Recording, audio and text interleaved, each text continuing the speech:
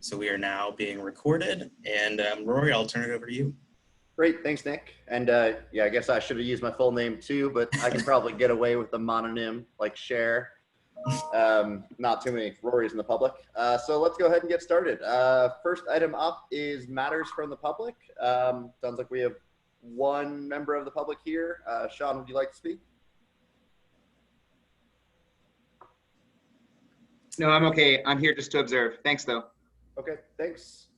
Item number 2, approval of draft minutes from May 19th meeting. Does anyone have any changes they'd like to make, or I'd entertain a motion?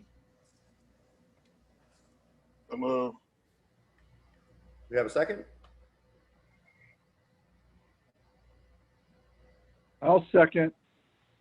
Okay, so we have a motion from Julian and a second from Chuck. Do we need to call the roll, or can we do an acclamation? Probably, I think affirmation is fine, but I'll leave it up to you, Rory. If you want to do a roll call, I'm happy to do that. That's fine by me. All in favor, say aye. Aye. Aye. Aye. Aye. All opposed? Any abstentions? Motion passes. All right, next up, election of officers. Yep, so we just need a nomination on the floor for a chair, and then a second. Nominate and then Rory. I nominate Cher's young alter ego, Rory. All right, so we have Julian nominated. Rory, does anyone have anyone else they want to nominate or second the nomination for Julian or for Rory as chair? This is Chuck. I'll second it. Okay. Then we would vote on Rory as chair. All in favor? Aye. Aye. Aye.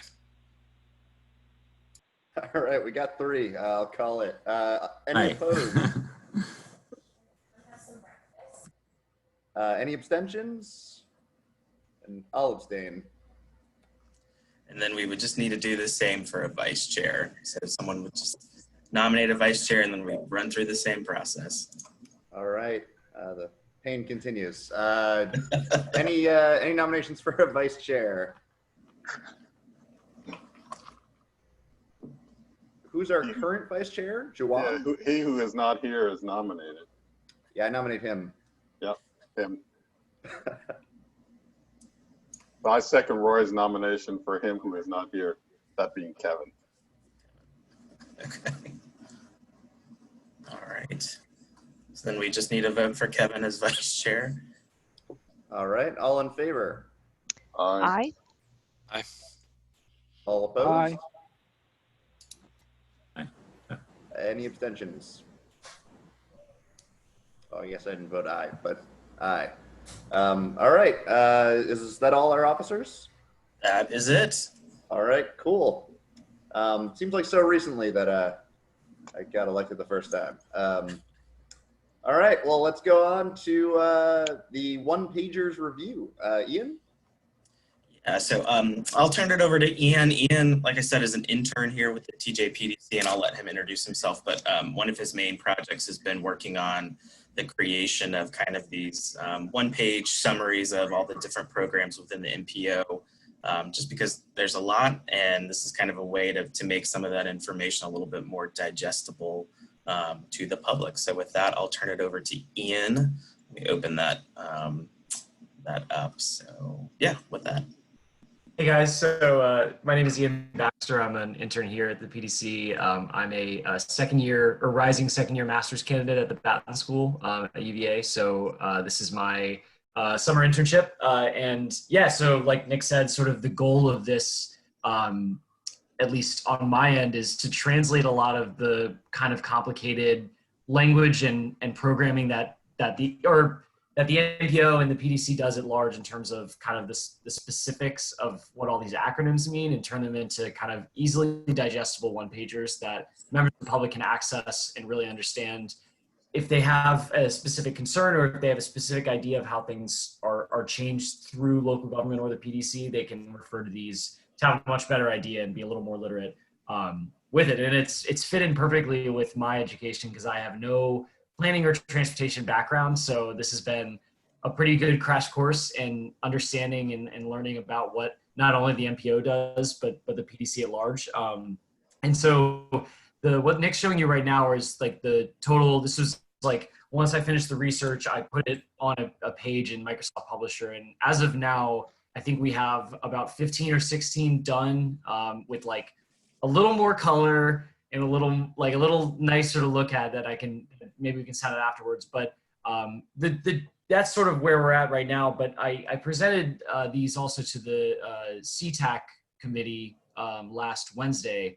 And one of their main concerns was that even something like this would be a little too maybe dense or inaccessible for someone with absolutely no background in local government or planning or in housing, the whole gamut of PDC programming. So what we're going to do next is sort of translate these to an even higher, like looking at it from an even higher place. So sort of sets of PowerPoint decks. And so I met with Sandy yesterday to talk sort of what those will look like. And one idea we had was making up a fake project and talking about how we would get from requests for funding all the way into implementation for someone who is interested, who had an idea for their neighborhood, and sort of walking them through the process of how transportation improvements actually happen. Because one thing she was saying, there's a lot of confusion when you come in and maybe talk about a long range plan. People will come in and ask about sidewalks being full of potholes, and people they don't necessarily understand where their concerns fit into the broader goal of the MPO and PDC programming. So that's kind of where we're at now, translating them a little bit into an even higher level, because I was actually going over this with my girlfriend like before I presented at CTAC, and she was like, this is even like there's a barrier here that I can't get past because I don't have any background in transportation planning. So I thought that was really good criticism and feedback from the CTAC. So yeah, that's kind of where we're at right now. So I'm open to, I'd be happy to I sent Nick the updated ones yesterday. I'm sure he'd send them out afterwards, but any feedback or constructive criticism, I'm definitely willing to hear. Yeah.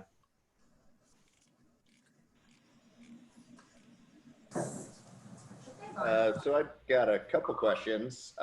So on the first one, the Campo one, under how is it funded? Says the internal budget is often provided by the local planning commission, which provides permanent full-time staff. I'm pretty sure that's not the case with us, right? Correct.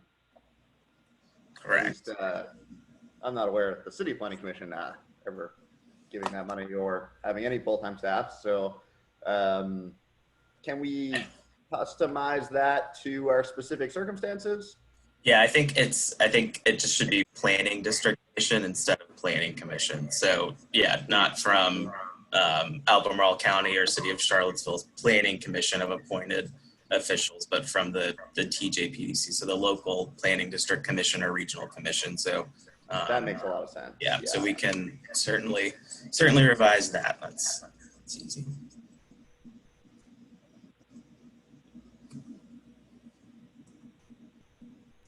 And, Julian yeah, it's just a question. It's a question. So under the Unified Planning Work Program, it's just a question on initials.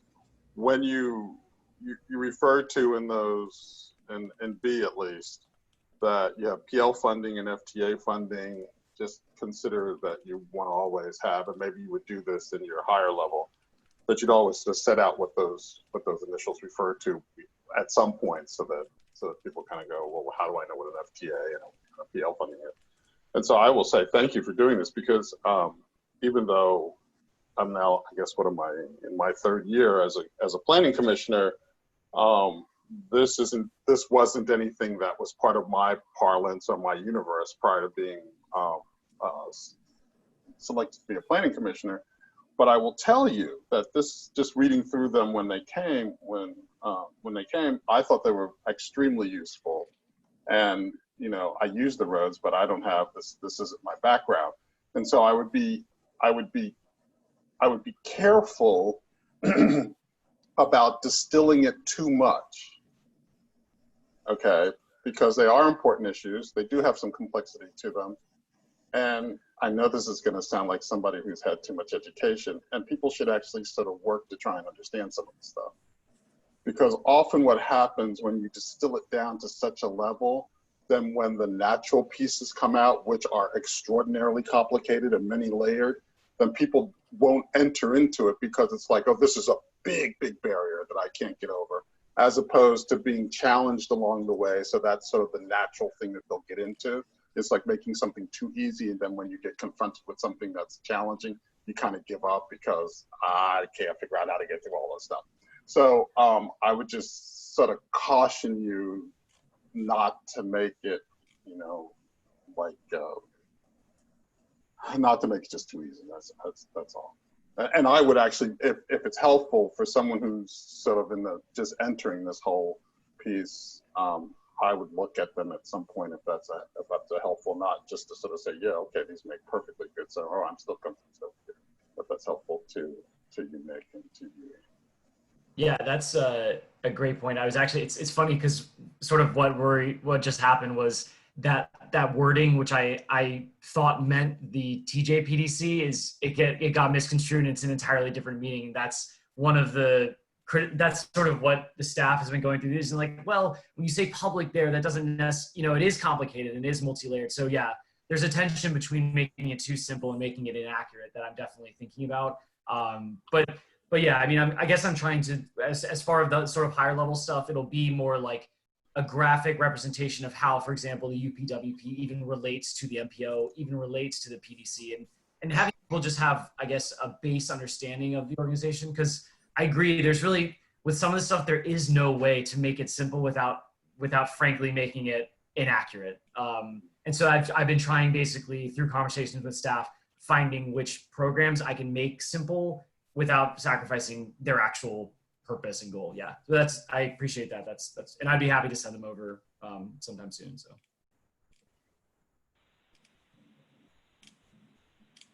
Yeah, and I totally second what Julian said. I'm now in my second term as chair of this committee, and I don't always know what exactly we're doing and here for. Certainly when I was appointed to it for the first time, I learned about what an MPO is by reading the Wikipedia article, which is not a particularly good one.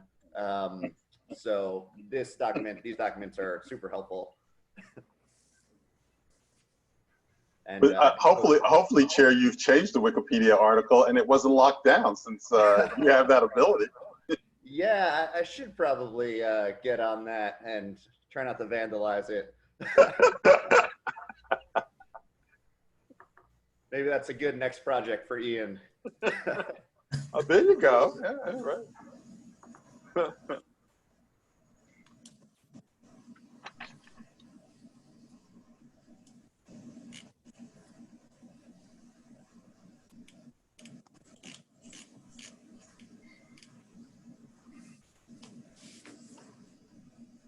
Any other thoughts on the one-pagers? Thought I had one, but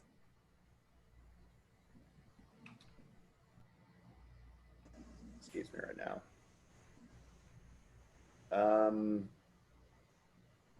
Oh yeah, so the on the LRTP one, when we say it covers all modes of transportation, private vehicles, public transit, bicycles, pedestrians, air, does it include rail? No, if we look specifically at rail within with any sort of like robust coverage in the LRTP. Yeah, I mean, obviously we don't have a ton of it now, but that could potentially be changing in the next couple decades, starting to be inside of the LRTP outlook. Yeah. I know there's It is certainly in the parentheses at the top of that paragraph, right there under LRTP covers all modes, transportation, train and air are at the end of that. Oh, that's pedestrian. You might, well, yeah, probably need to just put train in there or rail Yep. Yeah, and right there. Yeah.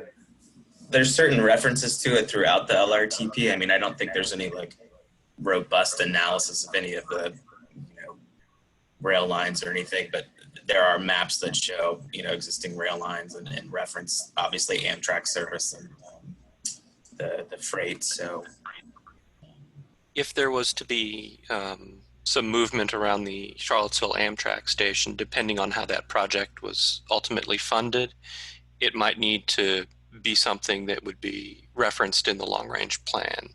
So by changing that to include rail, that probably covers anything related to that. Cool. What project are you talking about? Is there like a notional renovation of the station? I think there's been some study looking at the capacity constraints that exist there for both trains and users. I've not been plugged into that study, unfortunately, but if there was something to come out of that, in the long-term future, it would go into a long-range plan. Cool. Yeah, that makes sense. Thanks. And Hey, Wood, Nick? if I might, Wood. I was, Go ahead, No, Charles. sorry. Go ahead, Chuck. I was going to say, wasn't there some push by Chip to put in for a build grant or something related to the Amtrak station? Right. yes, yeah. So I don't know if Jessica's on the call or not. I'm here. But we did submit a build grant through DOT for planning work related around the Amtrak station. And I don't know what the status of that is at this point. But if Jessica is on here, she would be the point person to speak on that. Nick, I'm here. I can. Oh, You can okay. hear me? Yeah. No, I don't have a ton of information about where that project is in terms of being funded or not. But yes, it was a build grant application that the TJPDC submitted to try to address capacity concerns in particular and some safety and accessibility concerns as well at the existing train station. And the funding would provide the opportunity for us to do a master plan for the station site. And I can take any other questions if people have them. Does Wild Wing Cafe going out of business affect that in any way? Like opening the room to expand the station? Because it's funding for a master plan, it doesn't really matter what's in there at the moment. We'll be looking at what would be the best fit in the long run. Okay. And do you have the cooperation of the property owner in that? Property owner is aware that DRPT localities are looking at the station, but that's all I know. Gotcha. Interesting. Cool. And if I'm not incorrect, the state acquired all of that formerly Buckingham Branch Railway last year sometime to potentially eventually make it passenger rail east-west. Is that right? That is correct. I think the acquisition part is still ongoing. There were some mechanisms that had to be set up by the General Assembly to allow that ownership structure. So they're spinning up a rail authority statewide that can actually own assets, because currently under the Constitution, the state, it can't be in the business of owning the assets. So everything is kind of still moving forward when it comes to the rail acquisition for both the FP&E, which is essentially the corridor along 95, and then the Buckingham Branch Railroad from the FP&E west to the state line, essentially. Cool. And Wood, at our joint meeting we had between this side of the mountain and the other side of the mountain, there was some discussion about a way to move people without rail. From, I think the first thing was to take people from Tech to Dulles. Is that still is that fleshing out, or I know that there's no reason to do that. Well, there's little reason to do that now, given that people aren't at their institutions. But is that still a green lighted project? So I think you're referring to the Virginia Breeze, which That's we have. exactly. Yeah, Yes. Yes. we have the one route along the 81 corridor that they're currently looking at restarting after a pause because of the current situation. Mm-hmm. And we have two additional routes that are moving forward. One is a route that runs from along 29 all the way up to Dulles. Okay. That should be moving here very shortly. And then another one is our Capital Connection, which comes from Southside up into Richmond and then continues on to Washington. I believe our intercity bus coordinator has already coordinated with most of the localities along the route to identify stop locations and things like that. So, you know, I think the certainty with everything seems to be uncertainty right now, Mm-hmm. but there is still a push to get that moving here summer, early fall. So if I get more information, I'll happily send it to Nick so he can share it with you all, because that is a very exciting project in terms of having daily linkages along the entire 29 corridor between all the communities. Thank you. You're welcome.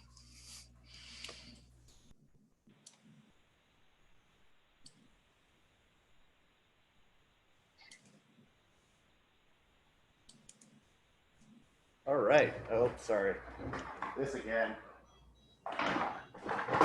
Robotic vacuum going crazy. All right. So does anyone else have any other changes for these one-pagers?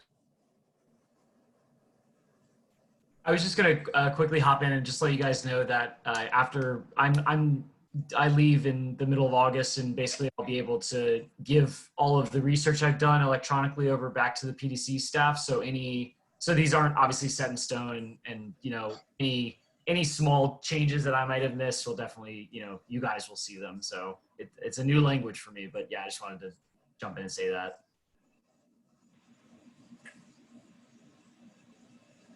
Awesome. That sounds good. And I've got a couple typo corrections that I will send to you, hopefully, or ping me if I don't. Pretty minor things. Cool. So on to the MPO staff updates. The public participation plan. Yeah, so Sandy she's in on another meeting, so I'll fill in for her regarding the public participation plan. I only included the memo, so I haven't circulated the full draft plan. It should be posted online shortly, but I've got a Word copy, and I'll send that to everyone as soon as I get off this meeting. But essentially, the public participation plan just kind of overviews how the MPO engages the public in the transportation planning process and meets minimum federal requirements. It was last updated in 2016, so obviously things have changed since 2016. And I think Sandy and Lucinda, who are both going to be heavily involved in that revision process, really want to make this document kind of a little bit more livable, so there's not dated references to outdated committees and whatnot throughout the document. Also making sure that there's flexibility on the MPO's part to do maybe some more innovative outreach techniques, going above and beyond just minimum standards and requirements. So this was just kind of the first pass at that. It will be reviewed, the draft will be reviewed by the MPO Policy Board tomorrow, and that meeting will be recorded. So if people, obviously you're welcome to attend it virtually, and I'll send that information is posted on the webpage. But like I said, it will be recorded. So if anyone's interested in kind of the high level discussion points around what the policy board has to say with that, I'll make sure that that's available. Trying to think of what else. I know, again, kind of with, let's see, I think, never mind. Sorry, there was a chat coming through.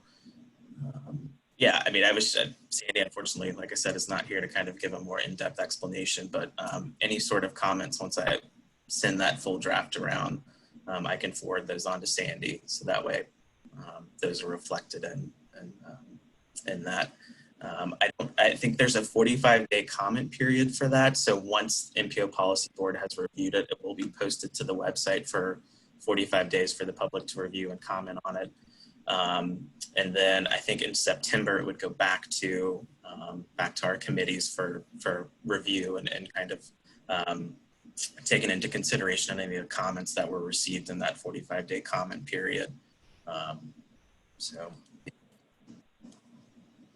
happy to answer any questions that I can. Obviously, I'm not the staff expert on that, but I'll try and answer anything I can, and if I can, I'll forward that on to Sandy for a response.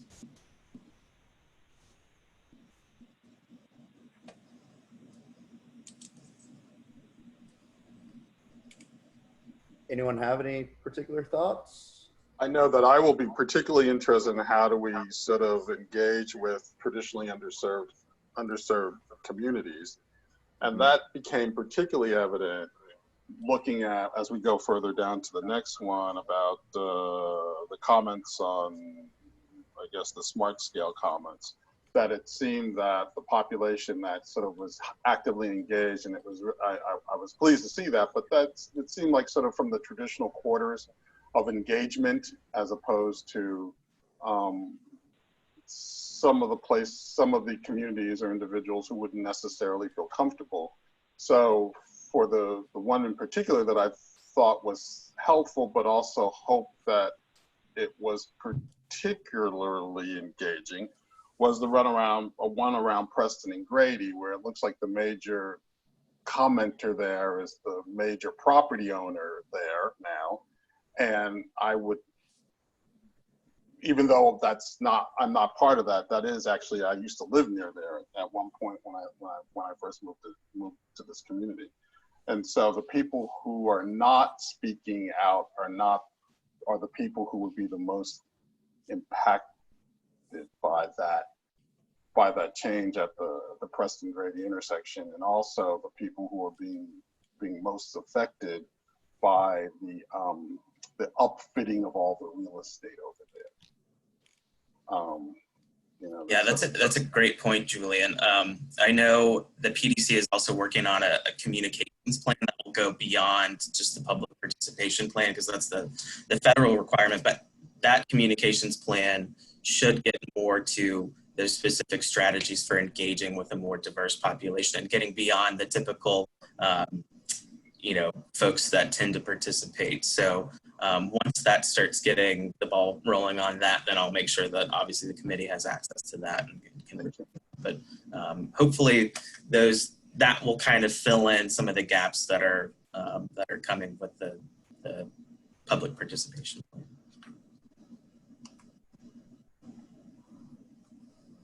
In addition to that, on our work plan for fiscal year 2021, we have a project to identify traditionally underserved neighborhoods and try to make connections with them to help increase public participation in the future with those populations. Rory and maybe others in the room are more connected to this, but it'd be interesting with all the community groups that have certainly popped up, particularly post-August a number of years ago, and then after the George Floyd murder.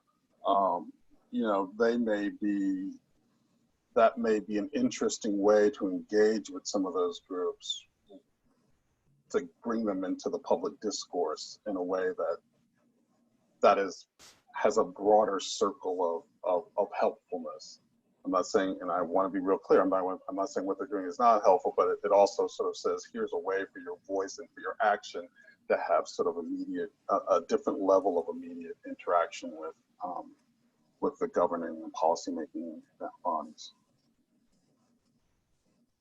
Yeah, I think that's a really good point in terms of reaching out to the specific groups who are active now, because I think in many ways they're younger and less involved on a civic level than many people who are coming from underrepresented groups in general.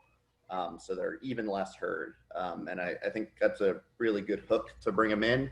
And actually, ironically, and maybe not entirely positively, I think the Preston Grady project in particular has driven some people to get pretty interested. So,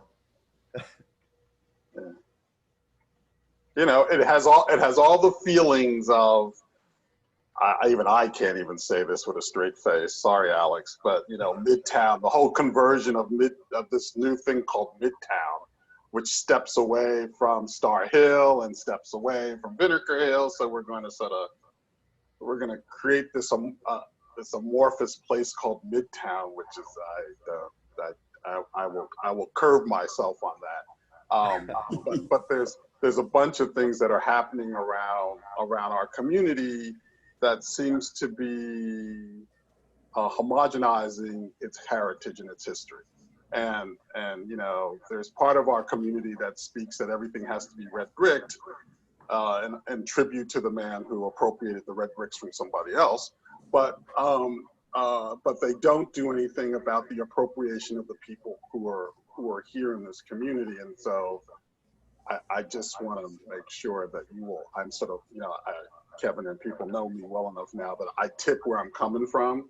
So you will rarely get blindsided by me, but I will tell you up front that that's something that I'm concerned about, even though I live in the rural part of Albemarle County right now. At one point I didn't. I lived right down there near that intersection, and feel that we need to be cautious about how we move forward in some ways. Be respectful. Not cautious isn't the right word. Don't be cautious. Be respectful. yeah, and one thing I'd like to add is like, I'd like to see a little bit more focus on looking into and bringing to light the history behind the places where these projects are proposed. And I think this is particularly relevant for you know, the MPO, things that the MPO is interested in, particularly smart scale type projects, because the really bad intersections and the really bad road stretches are often products of really bad city planning of the 1950s through 70s. And you know, on the city level, I know just independent individual researchers just looking through old minutes and documents have kind of dredged up all this ugly past. You know, Lyle Soley Yates's research really comes to mind. And I think in a lot of cases, in most cases even the people who were decision makers, you know, the planning commissioners, the counselors, a lot of people, except for the people who remember it firsthand, don't know about it. And I think it's really hard to make a, you know, a reasoned, nuanced like decision about these things without knowing that history.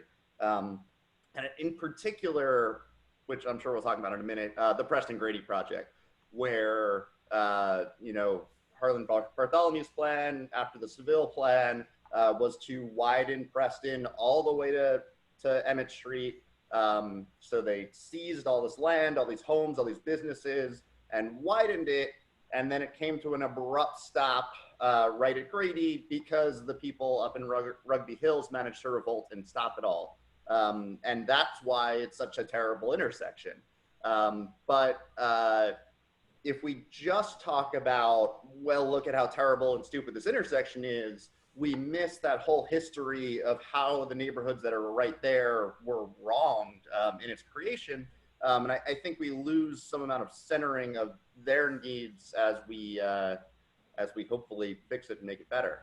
And so I think, you know, taking a little bit of time to look into the history.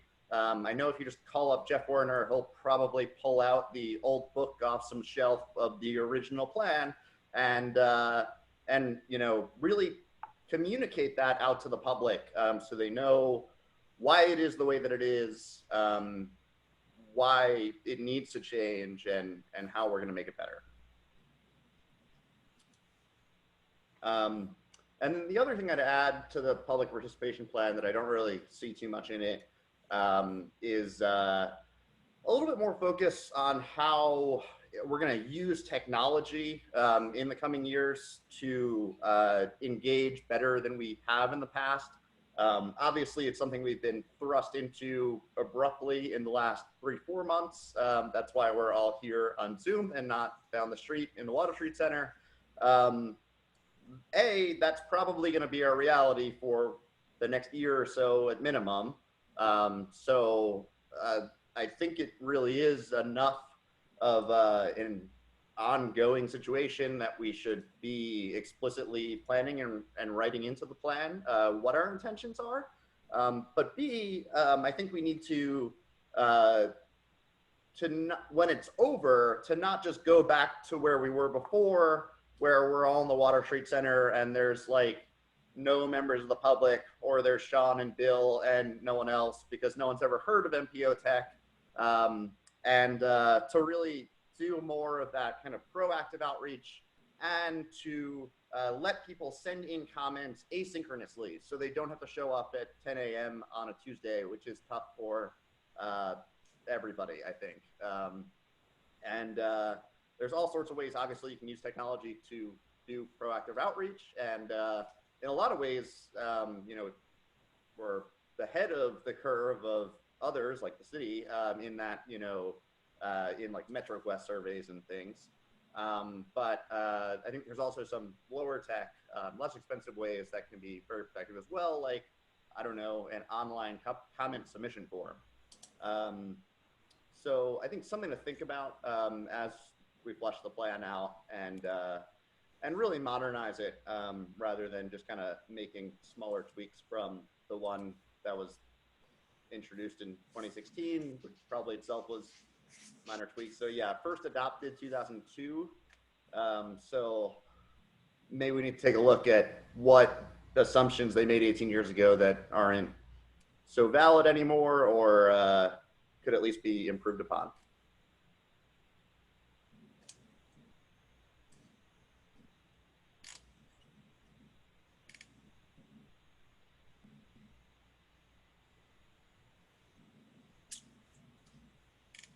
So other thoughts on the PPP? There's an acronym that doesn't work anymore. Go ahead, Chuck. Yeah, I'll chime in. This is Chuck. Yeah, we're looking at the same stuff from the state level. So hopefully if we get more information and more innovation comes about, we can work together, incorporate those in the various plans so that we can make sure we're trying to reach out to as many people as possible. I mean, especially once, at least in the urbanized area, there's more opportunity to be connected, whereas you get out in the rural areas and they don't even have wireless in some, or broadband in some of the low areas, so you can't reach out to them at all with the modern technology. So there's a lot of hurdles that we have to go through as a community or as a state to try to overcome some of these concerns and get as much feedback and reach out to as many people as possible.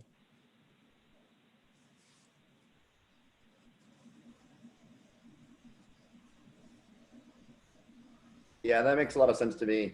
And one thing I think about is like, even when you're sort of using technology, I think there are ways to do it to reach people who don't have access to the same level of technology on their end. For example, things like allowing people to provide comment or reaching out to people for comment over text, like SMS, which on the professional end can be sitting at a computer typing quickly that lets you talk to dozens of people in about the same time as you can write an email. And then on the other end, really just requires access to, a 3G cell network that not everybody, but most everybody has access to.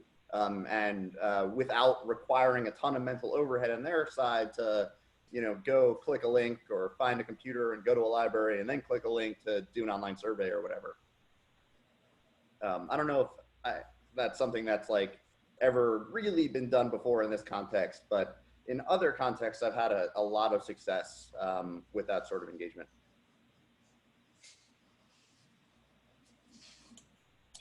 I mean, even to have a local community center for some of these communities where they could actually go to if they don't have the technology themselves, that's invitive and part of that community that they could go to and utilize to get that information, that would be really helpful, I think, in a way to try to encourage them to participate more.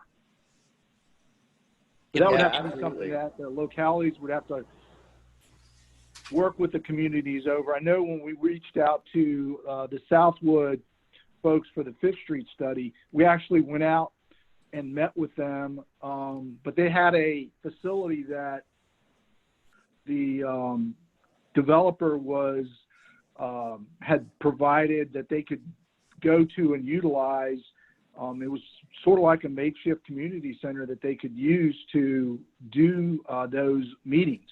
And those kind of things in those communities would be very helpful, I think, for them to get collect input or be able to see what's going on.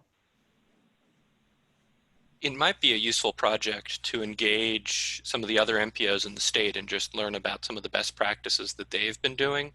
I know Roanoke did some engagement efforts, and they worked within kind of the framework of some existing things. They participated in some United Way listening sessions in their community as a way to, you know, this is all pre-COVID stuff, obviously, but engage people that might not normally show up to, you know, a 10:30 meeting and stuff like that.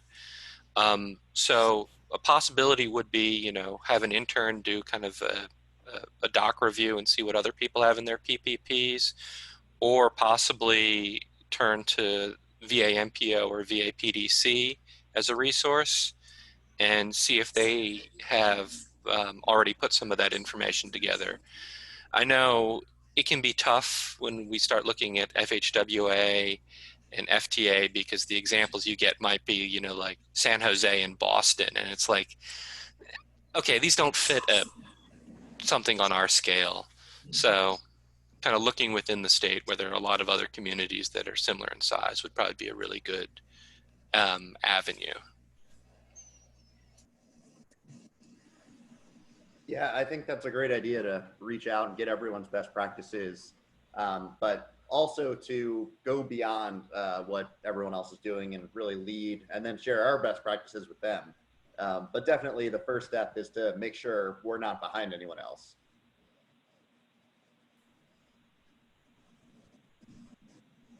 And actually, one thing I'd add to Chuck's point is something I've been kicking around is with these Zoom meetings, obviously to participate in Zoom, you need to have a computer with internet access or a phone with internet access and app capability.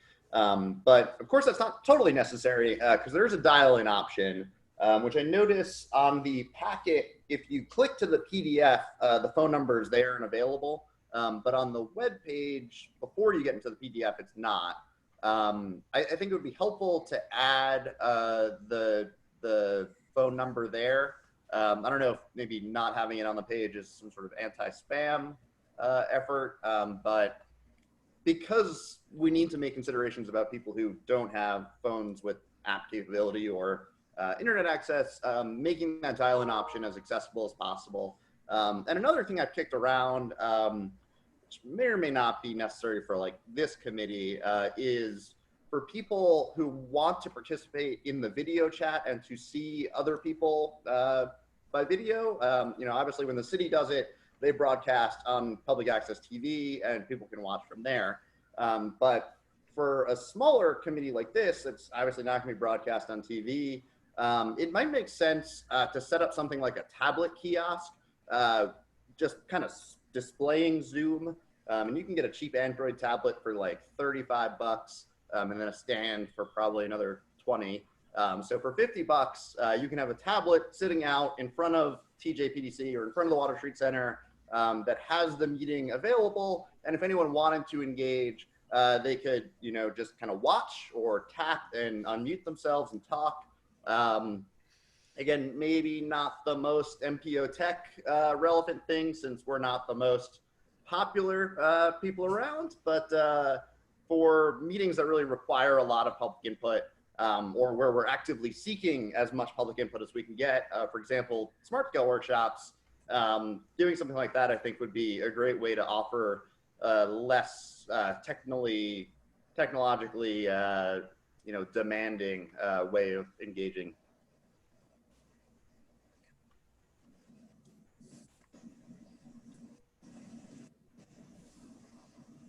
Yeah, I'd agree with you, Roy. I mean, one of the things we were exploring is, especially with the ability to do MetroQuest survey, is if you provide the tablets that people can get access to, then they could do the survey online and provide comments that way. So I think that's a good format to try to utilize.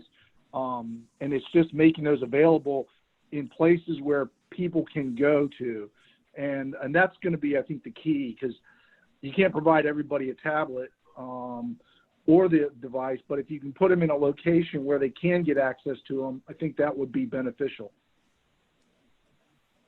Yeah, absolutely. And I'd love to see, speaking of their longer term public participation plan, like identifying 10, 15 places around the area, like the Southwood Community Center, where there could be, a semi-permanent tablet kiosk that kind of rotates between whatever random issues or surveys or whatever are up, today, and let people engage right there. And really, it's all about, I guess, push messaging rather than pull, where we're getting in people's faces and saying, hey, you, tell us what you think, instead of waiting for people to get really angry at us, and so angry that they'll actually show up to a meeting sometime.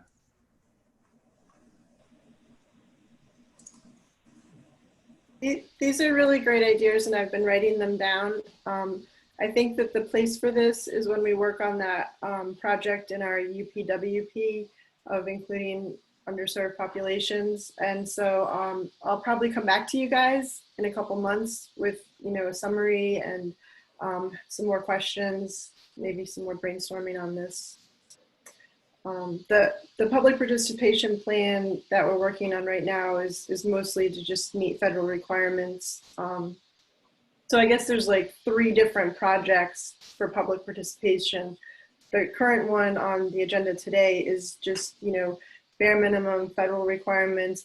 We don't want to put more in there, because if something like COVID happens, we're federally required to do it and we might not be able to. And then the next level is TJPDC's public engagement plan, and that will be more robust. And then we have a specific project just to reach underserved populations and make connections with those communities as well. So this is something that the staff here is really committed to and engaged in. And I appreciate your comments, and I will be in touch. Great, that sounds good. And thanks so much. All right, so if there's no more comments on the participation plan, I guess we can go on to the TIP amendment. So that's, oh, hi Nick, I'll just go ahead. Yeah. So that's, and the TIP amendment is just, we have the Transportation Improvement Plan, that's what TIP stands for, and that is an allocation of funding for transportation projects. It's through the state with federal money. So it's basically the MPO level of the state plan of how they're allocating federal funding for the state, and then the TIP is our part of that. So it relates directly to the Metropolitan Planning Organization area, and this is it's a run-of-the-day amendment. Nick, I don't know if you can pull it up. It has, so it's basically I'm asking the policy board tomorrow night to to approve this amendment, and it's just moving money into maintenance. It's preventative maintenance and system preservation. So it's just kind of road maintenance. And we're adding $8.5 million roughly to that grouping. So it's just a general grouping of roads in the MPO area. So it's pretty run of the mill. I don't know if you have any questions. So where does the money come from? I'm gonna let Chuck answer that. Yeah, this is the National Highway, I forget the PP stands for, but basically and the TIP document is an obligation document. We've actually already spent the money from FY20. So this is basically just updating the report to show what money we're asking them to reimburse us for that we've spent this year for paving schedules mainly. And that's basically what it is. But we've spent the state dollars, and we're basically asking the federal government to reimburse us for the money that we spent. And that's what this reflects. It's to generally for maintenance items, we don't know necessarily going out in the future how much we're going to be spending. So we usually end up having to do changes to these blocks throughout the year as we identify projects that we're going to spend money on. So this is basically, it's not new money, it's just money that we were able to get spent. And part of it is because we didn't have a lot of snow this year, so we had more funds available to do other things this spring. So that's why this number is so much larger than what it usually has been in the past. Does that answer your questions? Yeah, I think so. So, All right, and the other thing is we're amending the current TIP, the new TIP, which we just adopted last in May. It's not approved by FHWA, so we're showing some of the future obligations in FY21, which is the current year, but this will just basically finalize out the current TIP document that's still in place until the new one's approved. So this is Julian.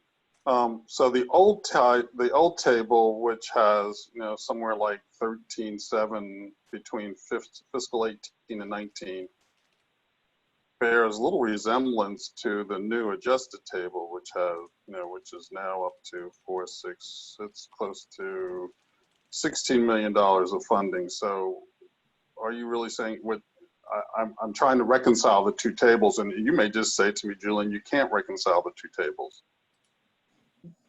Well, I mean, if you look at it, FY18 didn't change, FY19 didn't change, FY20 is changing, and FY21 didn't change. So we're basically just adding more money that we're asking the feds to obligate in FY20 that we spent on maintenance of the existing roadway facilities. And that's the difference between the previous table and the new table. So there do seem to be some changes in 18 and 19, though. 18 dropped by 240,000 and 19 dropped by 10 million. Is that just moving from 19 to 20, or? Are you looking at the ones on the screen? Because 18 and 19 don't change. Oh, yeah, you're right. On the screen, they don't. I'm looking at the ones in the packet. Yeah, the one in the packet was previous. That's an older table that was pulled in initially. That's why I had talked to Lucinda yesterday, and we got it corrected in the one that's shown right here on the screen. That was my. This was the old table was the one that was adopted in January. The one that's in the packet was one of the previous ones prior to the January amendment. But this basically, the one that's new is the one that's going to replace the one that was adopted in January. Okay, yeah. And really, the only change was for the FY20 year. We had, like I said, we had additional funding left over from the winter because we didn't have that much snow this winter. We didn't have any snow this winter to speak of. So we were able to repurpose that funding to do additional maintenance on the roadways. And this is to reflect that change. Okay, yeah, that makes a lot more sense. Cool. So do you guys, recommendation from us? Yes, so we would need a recommendation to move that forward to policy board. All right, I'll take any more comments or otherwise a motion.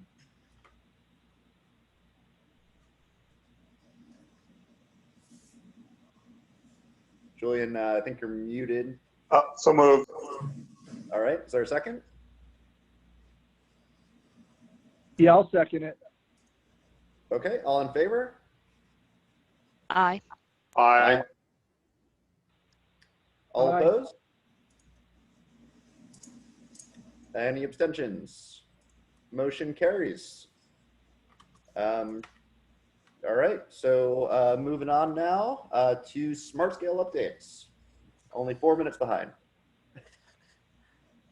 So I think has to run so I can kind of do a high level overview of the public feedback from the May public workshop, and then I'll turn it over to Chuck to really do kind of the in-depth update on where we are in the process. But Lucinda and then city staff and county staff worked together to compile kind of an overall summary of the comments that were received from that May public webinar on smart scale projects that were being submitted this round.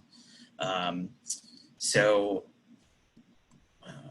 for some reason it's not pulling up all the way, but they're able to go in and kind of inventory and try and pull out some common themes that were being reported. So you can see that there in that kind of comment report. The Phrase Mill project, I think, got the highest number of comments compared to the Route 20 project, which came in second, with a lot of the comments revolved around the memorial trees there in the median. So just another way of trying to kind of compile all of that, be a little bit more transparent in the process. And they did include all of the letters and comments that were submitted in the appendix there. So if anyone wants to dive into those, they are available there in that PDF packet. So, yeah.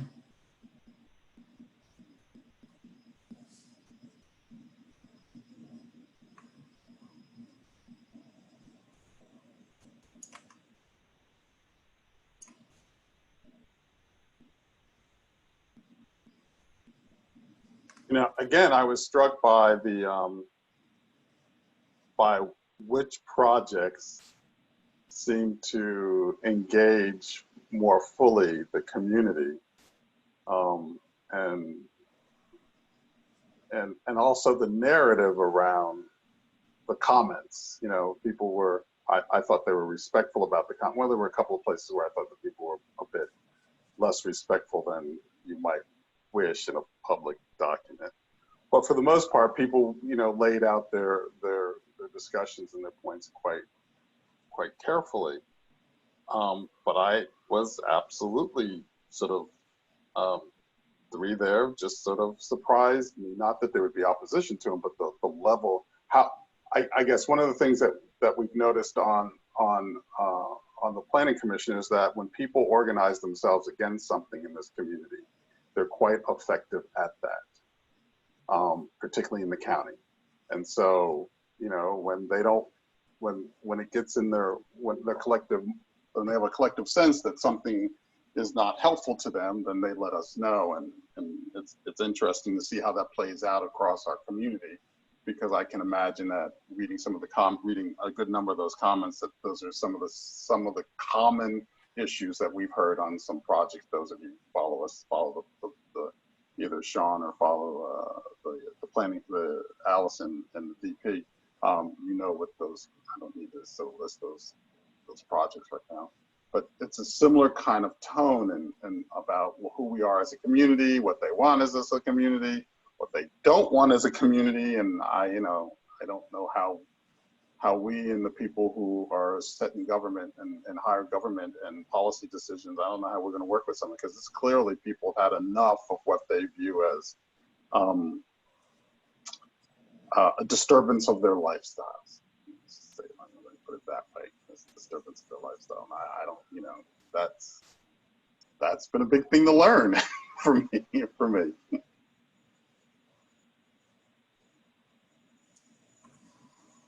And I'll chime in. I think some of it is, we had a lot of these kind of similar comments when we started introducing roundabouts to the community, especially with the innovative intersections, aside from the Route 20 project.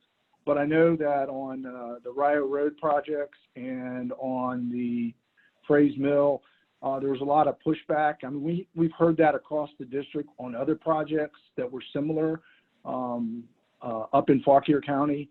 So I understand. It's just we're limited. Some of the things we're limited to what we can do to try to address the problems. So we understand that their concerns. Part of the problem we have is people aren't used to making some of those maneuvers as through their normal travels. But like to get to the post office on Route 29, if you're going southbound, you have to go down, turn around, and come back, or go down and go around the block and come back northbound to get into it. So they do make those maneuvers when they have to. They're just not don't have to do it that often. So those are some of the things that it's just public experience and lack of those type of opportunities that people are against it, making that kind of change. Thank you, Chuck. That's really helpful. I will share at our CIC, the Community Advisory Commission, for the, I don't know which one this, it's like Jack Jewett and a bit of Rio. When we put those roundabouts, particularly around the airport and then going up Berkmar Extended, it was interesting to hear a number of people who did not like the roundabouts. And so at another meeting, I asked the group how many people go to London or go to England with some frequency. Every person who said they couldn't stand the roundabouts said they did these driving trips in England and UK. And my question was, well, how do you deal with the roundabouts in the UK? And the comment was, well, that's on vacation, so we know we're only going to do it for like a month. And it's like, well, if you can do it on vacation for a couple of months, why is it such a painful thing here? But it's been very interesting to watch people just sort of freak out about roundabouts, but on holiday, that's like a normal thing for them to encounter, and they didn't feel, at least they didn't share that was something that disturbed them. Yeah, I know. I had the similar, my wife, she didn't like them either. And then she took a job and she had to drive through multiple roundabouts every day on her way to work. And afterwards, after doing it for several weeks, she felt that they were much safer and much more efficient than the regular signalized intersection. Just because of the, you don't have to necessarily stop. You just pull up, yield, and go. And you're going at a slow speed. So it's just perception. And once people get used to something and there's more of them that they can utilize, it'll just become something that they don't, it's just part of their normal everyday occurrences. But for the R-cut type of intersection, we just don't have any of them. I mean, there's one in the district, and it's just south of Culpeper on 29. So it's not something that they're exposed to on a regular basis. So, and it's different, so they just have to get used to it and be exposed to it, and then they'll start to understand how efficient it is and how it works. So but we've got to put some in before we can actually get people familiar with them. So, all right. Any more comments on that? Let me know. Yeah, and so in general, I wonder if there are techniques that maybe you've used successfully in the past or could be adopted in the future to frame the conversation in a way that kind of helps people get over that status quo bias. You know, things like asking about, you know, what problems they face now, what they don't like about now, rather than thinking about scary change and what they might not like about that. Does that make sense? Is that something, or is that sort of framing or, you know, changing it from, hey, what do you think about this new plan, to soliciting feedback, or both soliciting what people's problems are and feedback about, you know, what they'd like positive feedback about what they'd like to see, rather than negative feedback of what they would not like to see? Does that make sense? Yeah, I mean, I think that's a great point too, especially, you know, kind of in the engagement process for those project specific tasks is, you know, in the past, you know, you look at like Survey Monkey surveys staff have developed, and, you know, none of us are experts, you know, statisticians or anything like that. Well, maybe some of us are, but I'm not.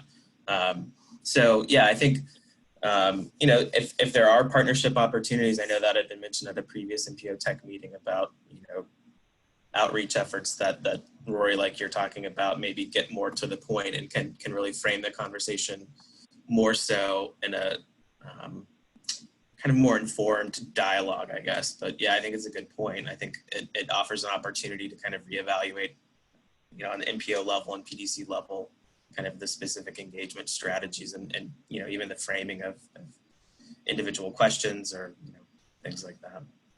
Yeah, I will notice that I recall when Chuck and Kevin talked about the Fries Mill R cut there, Burnley Station R cut, and sort of captured it that's one of the places where we've had a number of accidents. I think I'm right, Chuck, and please correct me if I'm wrong.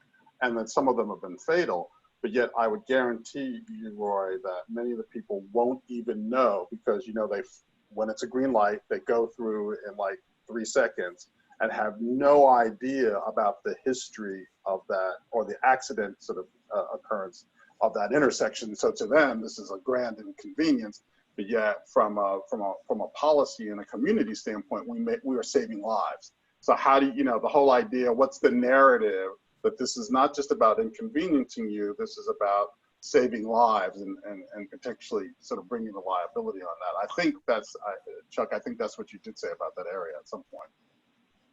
I mean, that's what we, if you look in the documentation, that's the whole reason this is, was identified as a project, because it is one of the top locations in the district where we have significant number of serious injury crashes.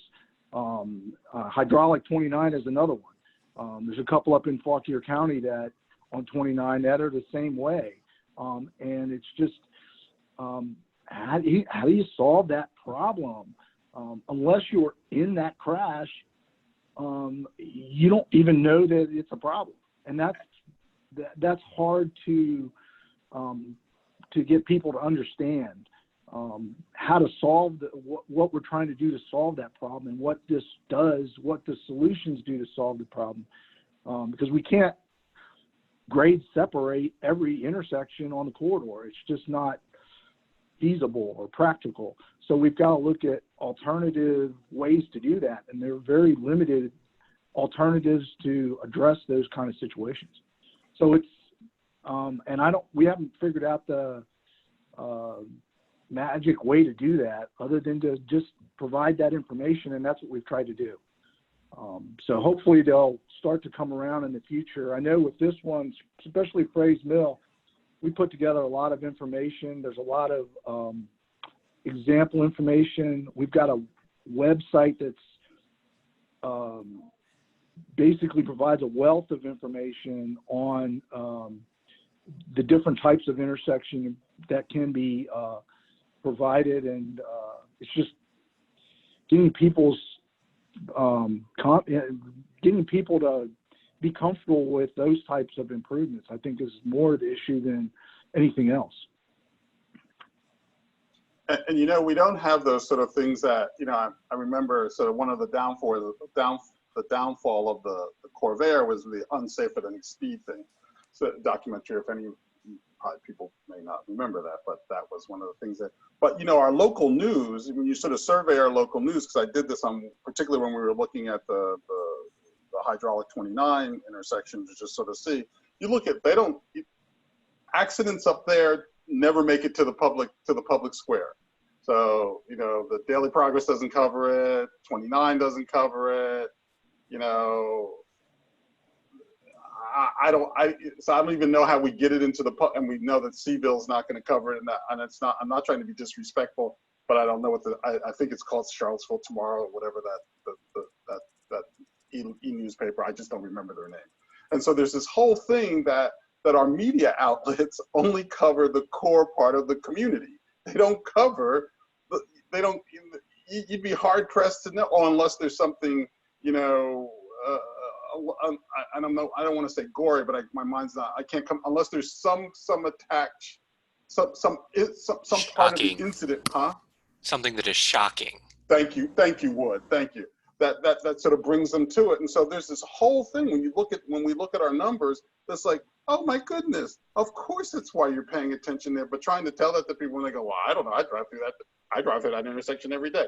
Nothing ever happens. I take my horse to the breeder, you know, to the vet every day. Nothing ever happens. It's like, no, you need to know that 5 people in less than a year lost their life at that intersection. Oh, well, I don't know that. So there's this whole piece about, you know, I just think, I don't know how we do this, given that our news outlets don't cover it, and you know, so the currency and the pressure of it. And Wood's great word is, you know, I don't know how to, I think there's some stuff that we're going to have to figure out how to wrestle with some of this stuff to bring it to the public attention. Yeah, I think Sean had a comment that he wanted to speak on. So Sean, let you. Yeah, I don't know if my video is going to work. Oh, ugh, you don't want to see me anyway. And oh, look, it freezes too. We're going to turn that off.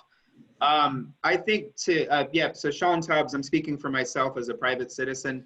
You know, in general, I think Julian's correct. And this will be what I was going to say in the public comment period, is that my professional interest has been since 2005, and actually even before. If you were here, I could bring up send you all an image of my times as a reporter back at Virginia Tech for a student newspaper, covering bus routes, covering this stuff. It's something I really believe, the narrative about all these projects.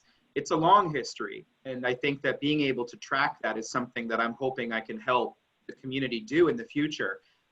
With regards to the one-pagers that we saw earlier, you know, connecting that idea, you know, connecting these long planning processes with the actual things is crucial, and it takes good day by day, week by week coverage. And it's something I'm hoping that I'm not at liberty to talk about it too much at this point, but it is something that I'm hoping to work with all members of the community to figure out how we can shine a light, not just on transportation implementation, but just how it fits into the community engagement network. And it's really an ongoing conversation that just simply never stops.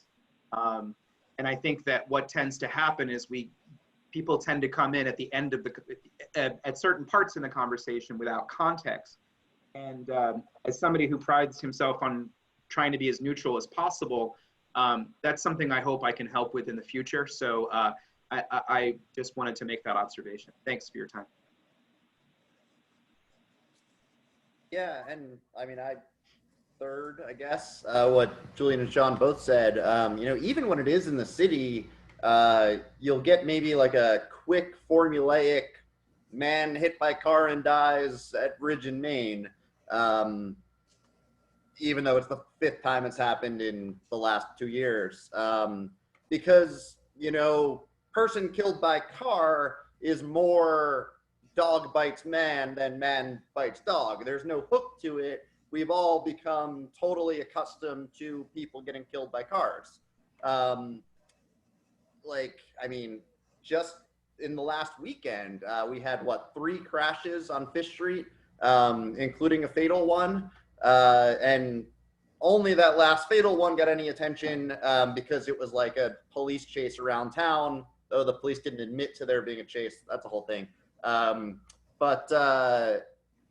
So, I mean, you can't rely on the media to make the problems of these intersections so much a part of the public consciousness that people go into these meetings knowing it.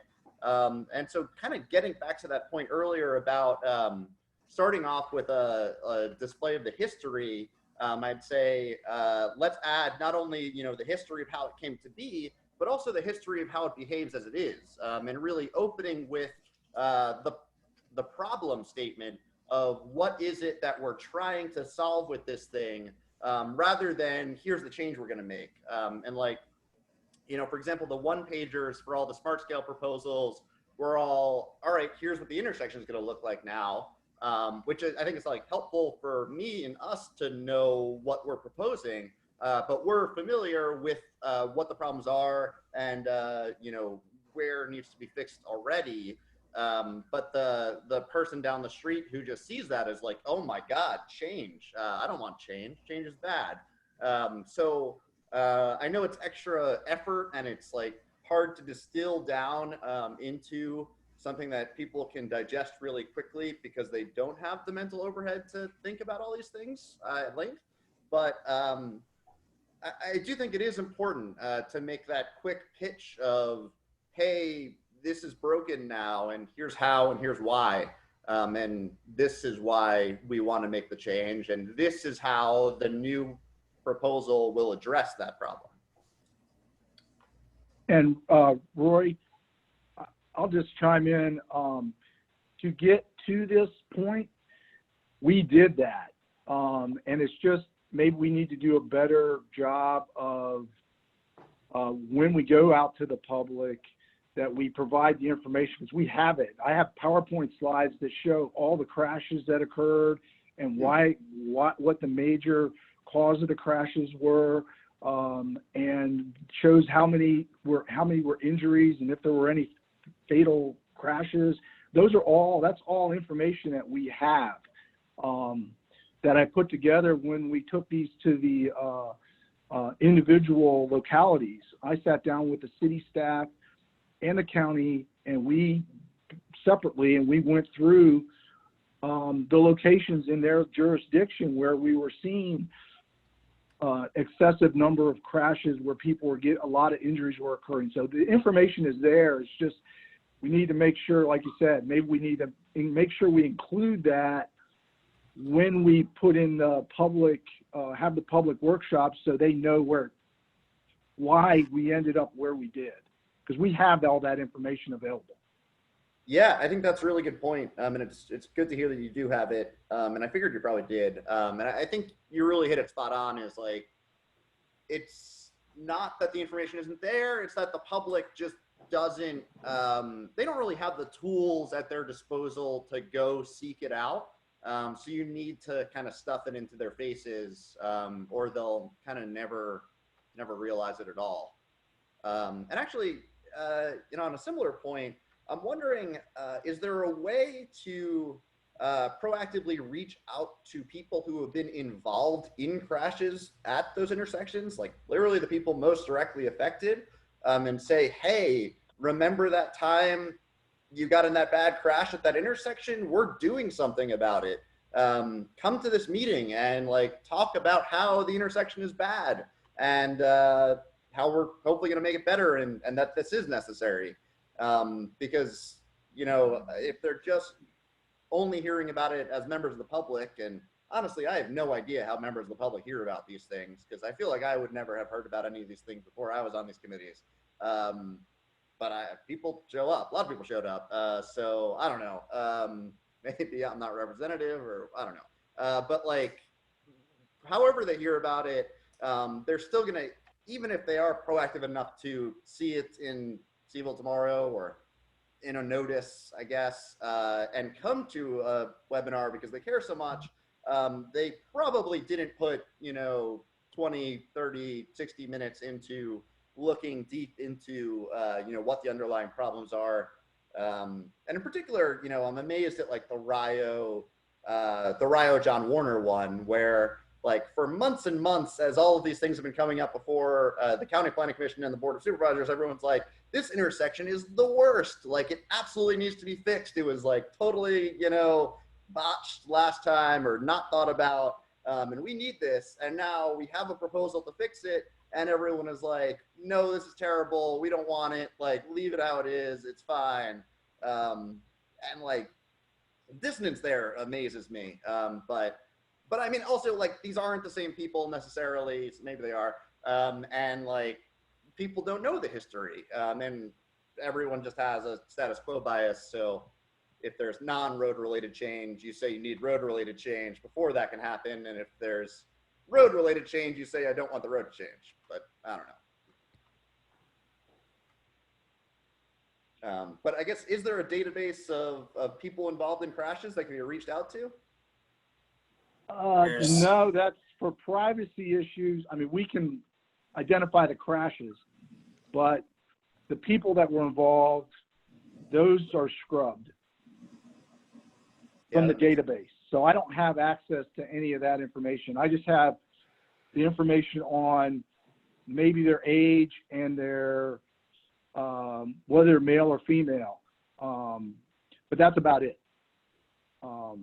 Yeah, I mean, that seems reasonable from a privacy standpoint. And maybe this is a thing that needs to be worked on, you know, more at like the higher system level. But if there was some way to, you know, do one-way communication to get that information that something's being done about it back to those people without obviously compromising privacy, that would be really cool, I think. Yeah, I mean, part of it is that. I mean, we have a project in Orange County at Route 3 and Route 20 that we were actually doing a project out there, and the Board of Supervisors member was driving through that intersection after we had finished our improvements and got in a crash. And so he brought it up at the board meeting and wanted us to look at that as a smart scale project. So we're actually doing it as a smart scale application. And the reason why is because of that board member bringing it forward.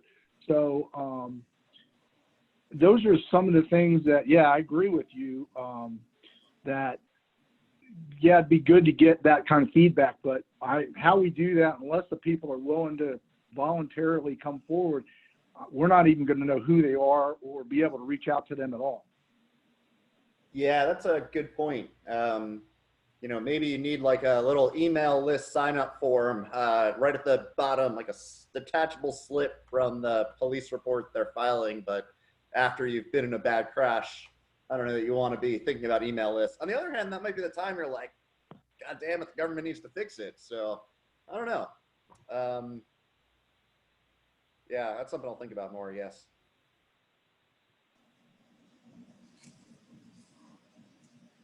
One item that I'd like to make a comment on of my own that I noticed was not a particularly popular one for commenting on, actually. So the Hillsdale Drive South extension, I see we have two comments on that. One of which seems to be a one line as part of a comment on every single project. So I know when we last talked about this, I asked where it was going to go through to connect to Holiday Drive. And I think I was told the Econo Lodge parking lot. But when I got into this webinar, it looks like it goes right smack through Szechuan Restaurant, which presumably will require eminent domaining it and tearing it down. Well, I'd say that troubles me to tear down a small business in the middle of a recession. I guess obviously it would happen later. But have the property owners there, the U's, been notified that this will impact them? Were they given an opportunity to comment?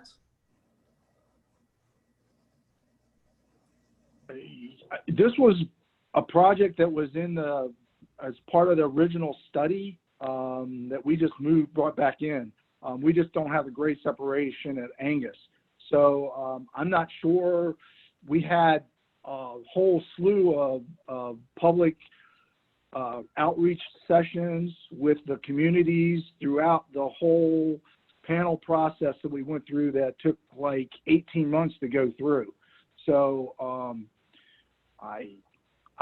beyond that, I don't know. We didn't do any additional feedback beyond the panel meetings for this round of Smart Scale.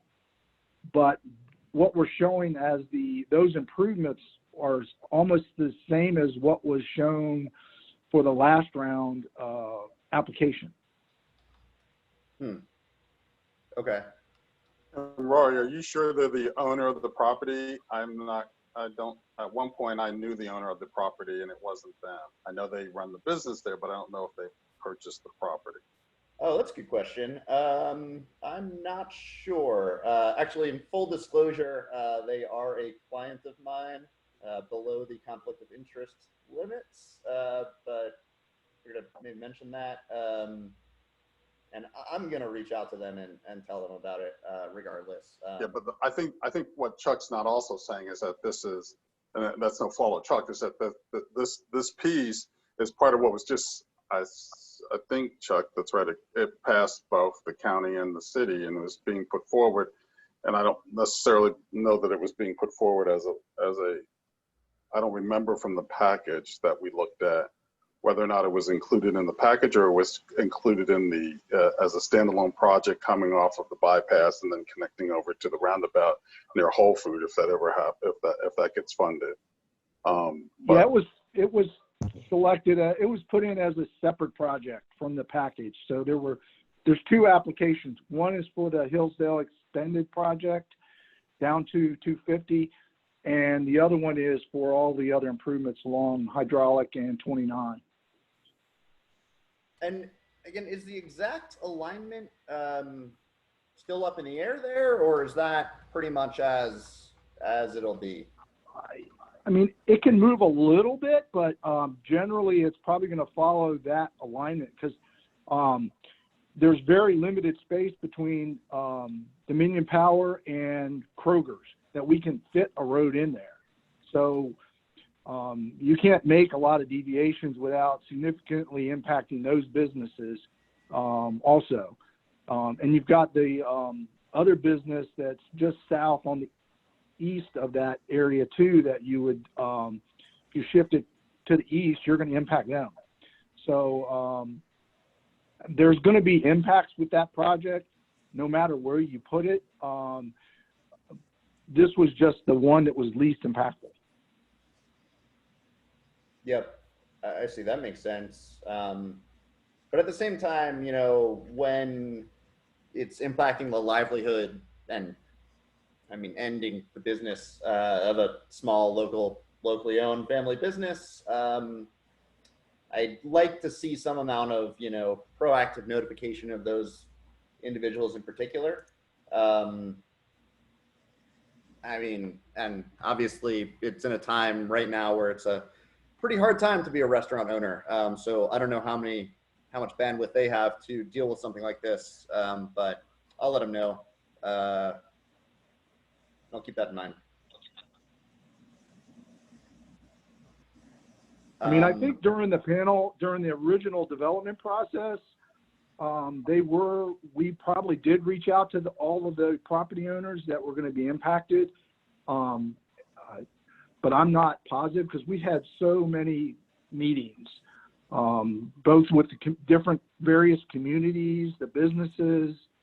We had business owners on the panel. Like I said, this was just the original study was like an 18-month process where we probably had 50 or 60 different meetings throughout the course of that, in addition to the panel meetings, with different community groups, meeting in people's living rooms and everything else. So we did probably more outreach than I've ever seen on any project that we've done. Okay, good to know. Thanks. And maybe this is my status quo bias sinking in, but all right. And then for the two projects that there was significant, I guess we'll say, opposition or public thoughts on, I guess that's the, well, I don't know. There might have been some other county ones that I didn't really totally pay attention to. Route 20 was the one I noticed, and then Preston Grady was the other one. And in particular for Preston Grady, I guess, now that that one has been approved by council last night to go ahead as an application, I'm wondering if there's been any particular thought about ways to engage more heavily with people who feel they haven't been heard in the past, and as expressed in these comments. And, you know, to obviously, again, it's a 5-year process for anything to ever happen, but for this project, but to make sure that in that process coming up that people are heard. Or is it too early to talk about that? It's a little too early to talk about that, Rory. We're simply trying to get the funding so we know if there's actually a project there or not. So ideally, we will get the funding and we can come back to the community and say, there is a project, it's $7 million. Here's the timeline for it, and here's what our public process is going to be. So we definitely are going to hear from them, but we do not yet have an identified local funding source to start a small area plan. And every time I hear someone talk about a small area plan, that'd be wonderful to start. But what happens is we do a plan and then we have no money to implement anything. So then we have a long lead time before we identify funding. And at that time, we are then told that area plan is now old.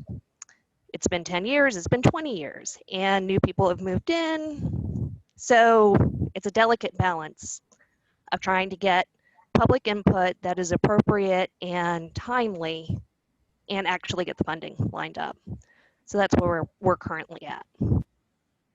Yep, that makes a lot of sense to me, and I gotta say I agree with your skepticism of small area plans. I don't see what incredible good they've done so much besides pushing projects further down the line and making sure there's not any actual change. But I mean, for example, West Main, when was that plan approved? 2016, and we're now, I think last time we said it's the 2040s when that'll be completed.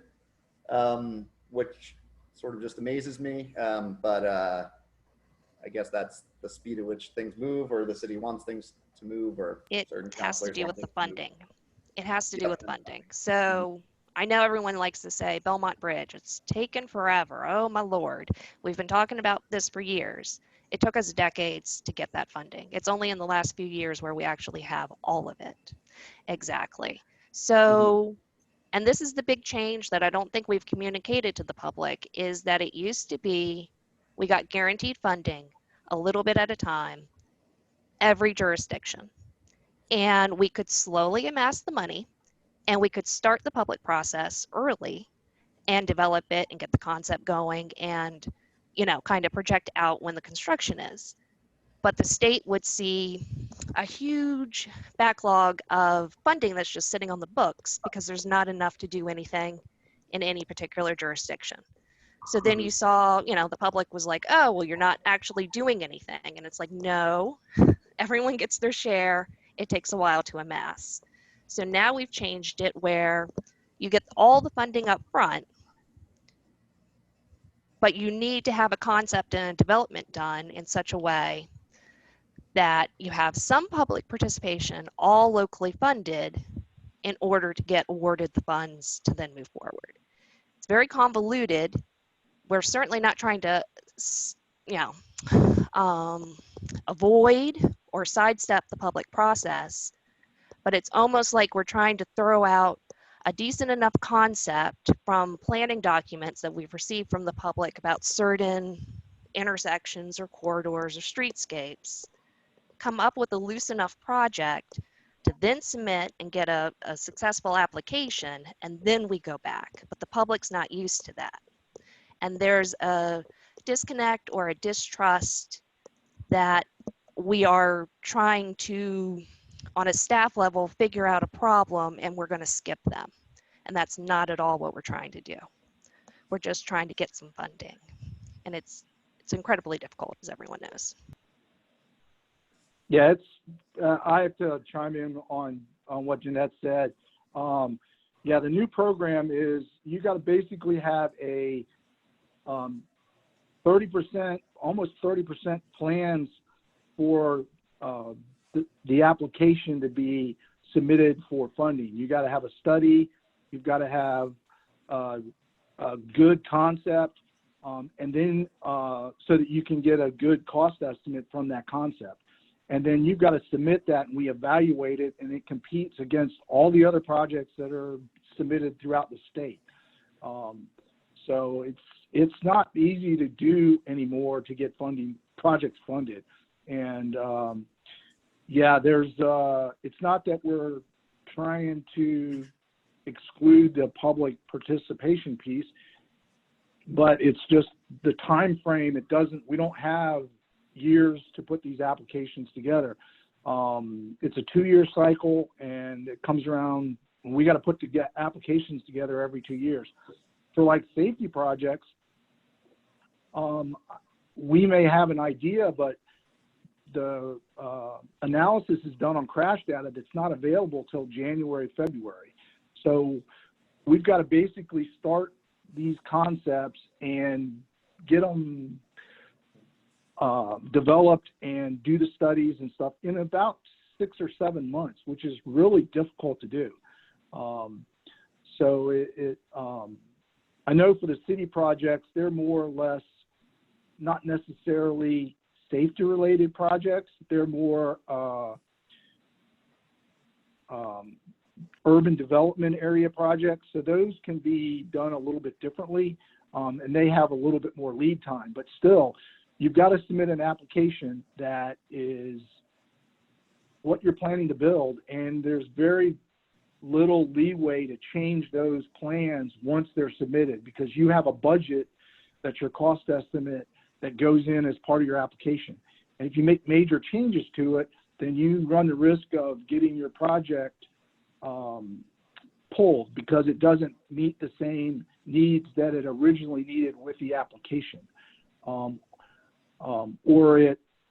you need more money to provide the planned improvements that you want to now provide. So after the public process, so it's really difficult to actually make it work now, as opposed to what was done prior to Smart Scale.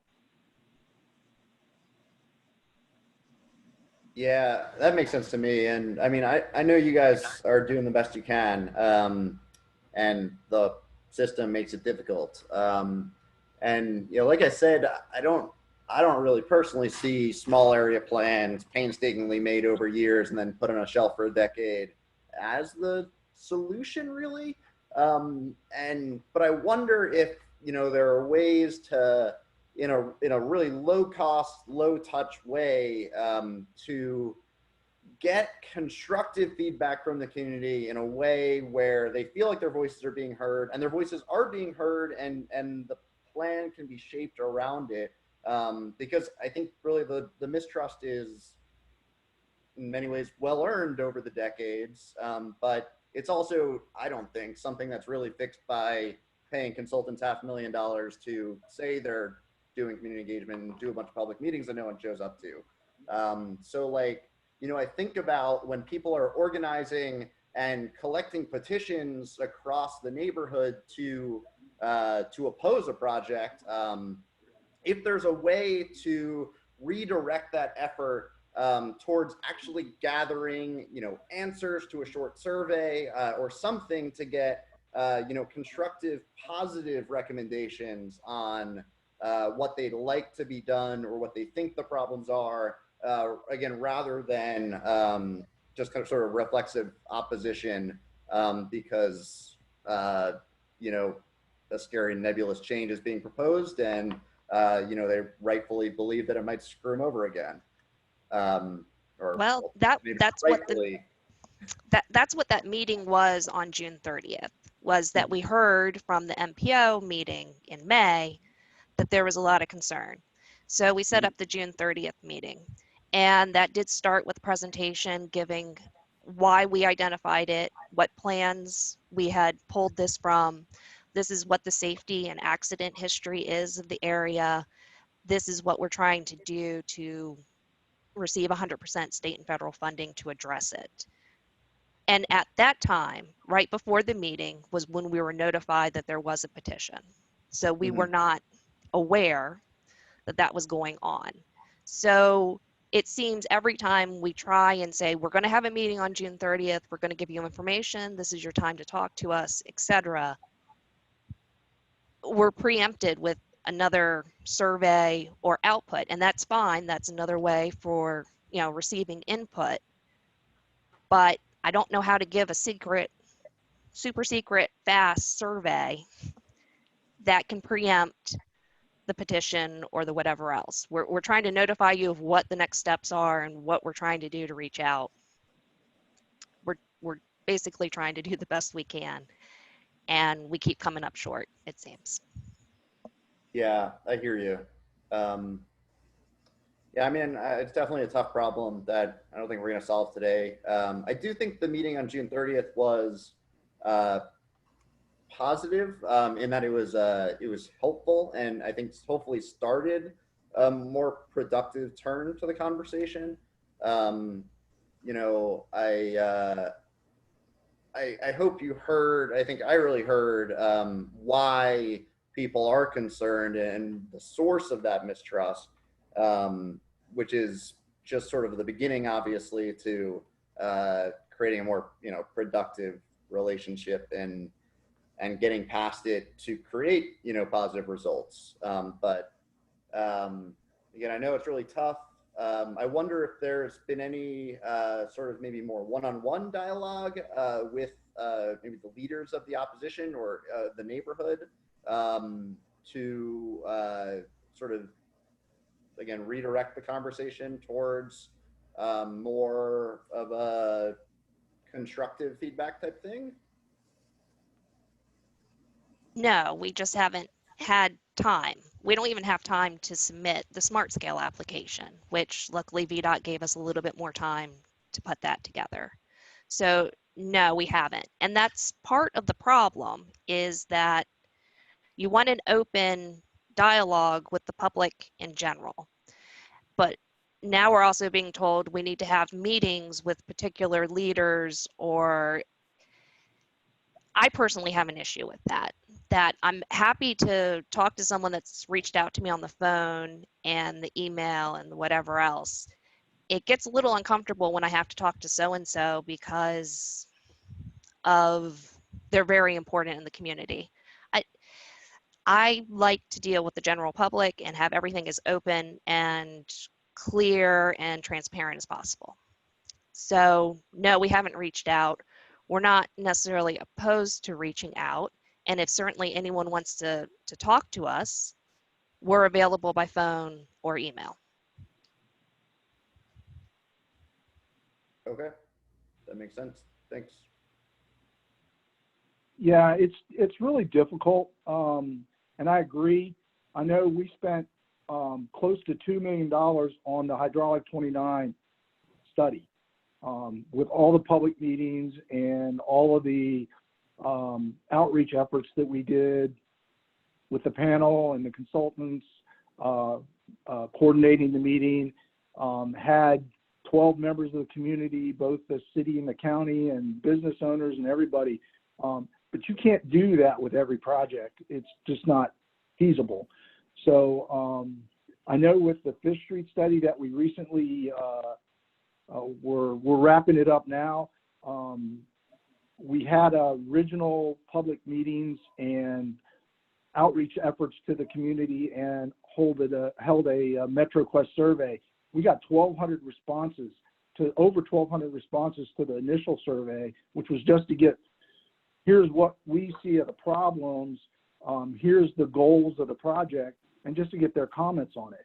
The follow-up virtual meeting and the follow-up survey, we got over 900 comments, and that's where we actually had alternatives that people could provide comments on. So I think that's a process to go through, but that was study's been going on almost a year now. So it's just how do you do that and on a project, and that was a over $200,000 study. And we're wrapping up now. So it's just a matter of hopefully we'll get several projects out of that. We've got one for this round, and possibly we'll get some other ones in the future. But those are some of the things that we're going to probably end up investigating and using as tools in the future to get public comment. I think MetroQuest is a inexpensive way to get a lot of feedback in a 30-day period. So, and it's not that hard to put together a survey, but it doesn't necessarily reach everybody. If you don't have access to a computer to actually take the survey, you're not going to be able to provide feedback. We supplemented it with paper copies of the survey that we handed out, plus we handed out fact sheets on the project. So those are things that can be used to supplement, especially for the people that aren't as tech savvy or have access to those forms of media. But it's still a coordination effort on somebody's part, and it still is expensive. And that's not something that's covered in the cost of the project, because you're just basically trying to get feedback on what may become a project. And that's what I think Jeanette's, where those area studies, those corridor studies that we do separately, that's where you've got to do those to pull those projects from. So they do have validity, and it's just making sure that we really get good solutions from those studies, because that's what we're going to end up having to use to submit the project for Smart Scale, for funding.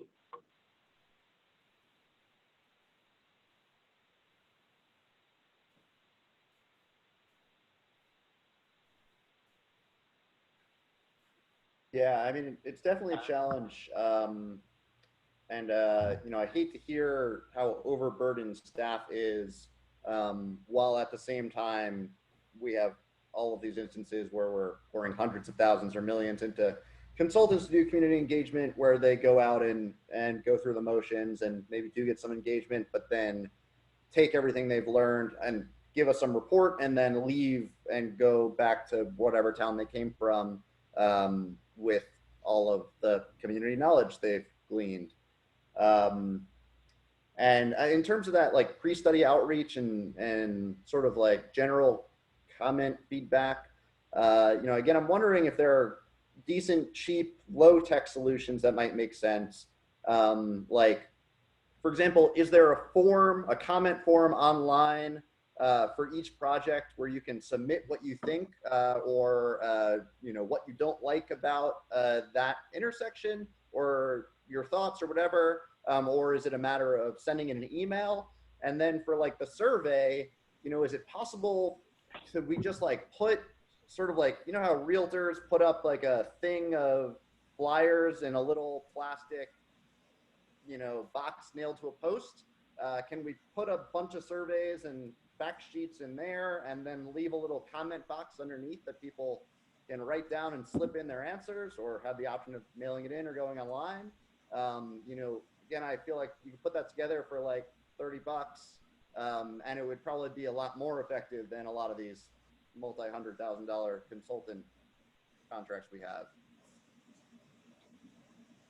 Well, I know from a staff level, we're not spending $1 million on public funding regarding any particular project. And while we are definitely overburdened, we are also there every step of the way when our consultant is reaching out. We approve the surveys, we listen and try and go, I think this is what they're interested in. We provide blank spaces, etc. So all this knowledge is not being lost, at least when we're dealing with a transportation project where we're doing a public participation process. So there's that. We do have a survey that's out for Preston Grady. I don't know if it is closed yet or not. That was advertised all over the place. I think it was mainly electronic. The way it was advertised. We had the MPO meeting, and that had contact information. I think it was phone and email for each of the staff members. So that's what we've done. I don't know. I mean, I guess we could put up paper tubes around the city, around Preston Grady. I don't know if we're there yet. We've gotten the application approval to submit. We very well may not have a project. The city alone is submitting 4 projects that exceed the $20 million that's supposed to be spread all over the district. So hopefully we shut everyone out and we get all the money, but that's probably not going to happen. So I think what we're trying to do is think about the future going forward.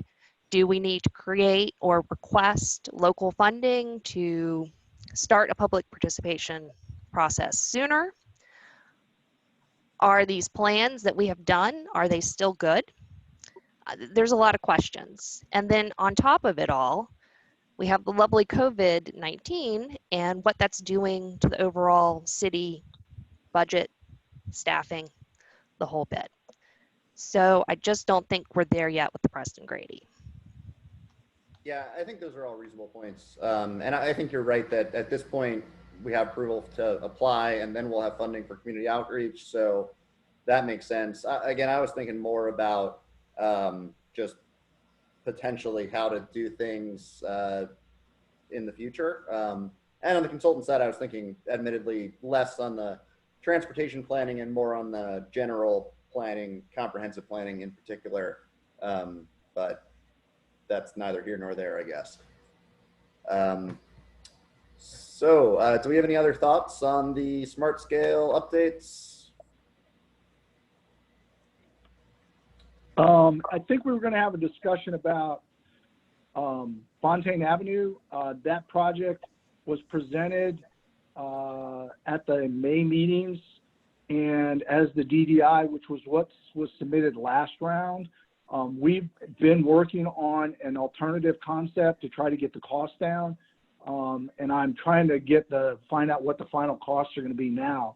But just to get your all's thoughts on the new concept, we were going to show it to you guys, and I don't have it to pull up, or I can pull it up if need be. But do you have it, Nick?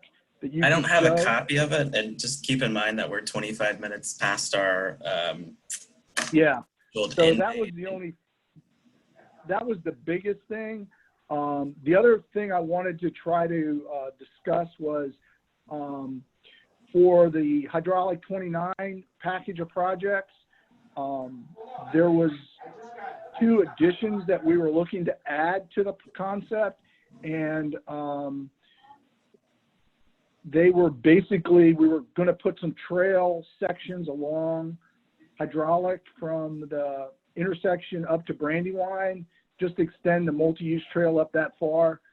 And then we were looking at, when we did the evaluation, it wasn't initially part of the project, but when we looked at it, the intersection of hydraulic and 250, we started to see problems at that intersection. So we actually identified that, and I wanted to get Jeanette's thoughts on this particularly. If we closed off the Rugby Road to right in, right out, would the city have a lot of concerns about that? And because that was one of the things that we were thinking about doing to address the operations of that intersection. So right now we're And the other allowed, we can go out straight across. So we would lose that we were going to basically limit it to right in, right out only, as opposed to being able to go straight across. I will reach out to Brennan and see, because I know that he's been in contact with that neighborhood quite a bit. Okay. And the other thing is, do you know if you guys got funding? I know that the revenue share and the TAP grants were, I don't know what the status of those are, but I was wondering about that left turn lane extension on 250. I thought you guys had put in for that. Is that still a viable? is that a viable project, or should we try to include that with the application? It is still a viable project. We have been told that all revenue sharing, and I do believe the TAP grants as well, VDOT is not giving us an affirmative answer to the funding until a few months out when they have a better handle on revenue projections. Okay. That was one of the questions I wanted to ask, because it was all centered around that functionality of the intersection. But those are everything else remains the same for the application. I mean, for the based on what we had submitted in March. But those were the two things that we were looking at adding to the application.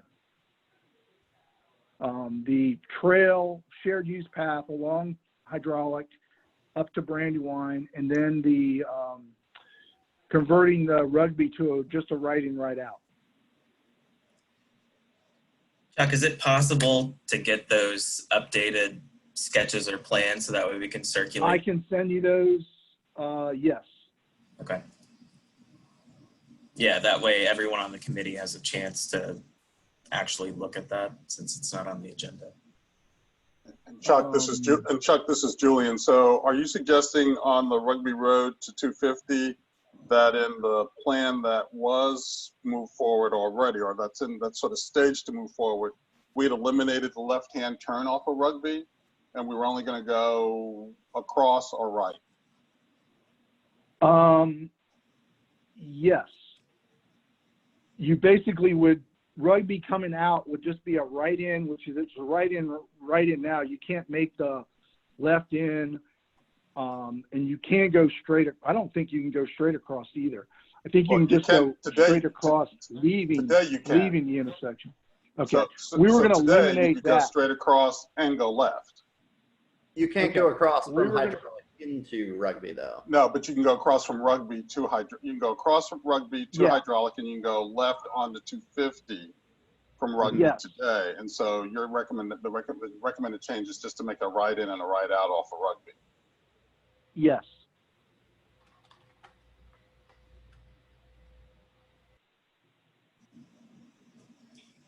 And that's what we ran several different analysis scenarios, and that one seemed to be the least expensive one and provided the best benefit. And that's what we were wanted to discuss to see if that was something that we could add to it. I mean, we could always do it later as a separate application. We felt though that if it was not that controversial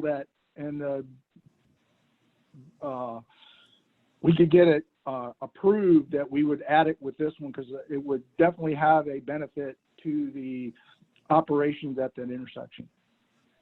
I might suggest that Rugby Road, as it sits today, that Rugby Road is an alternative for people to come off Preston or to come from the university and then to go 29 north.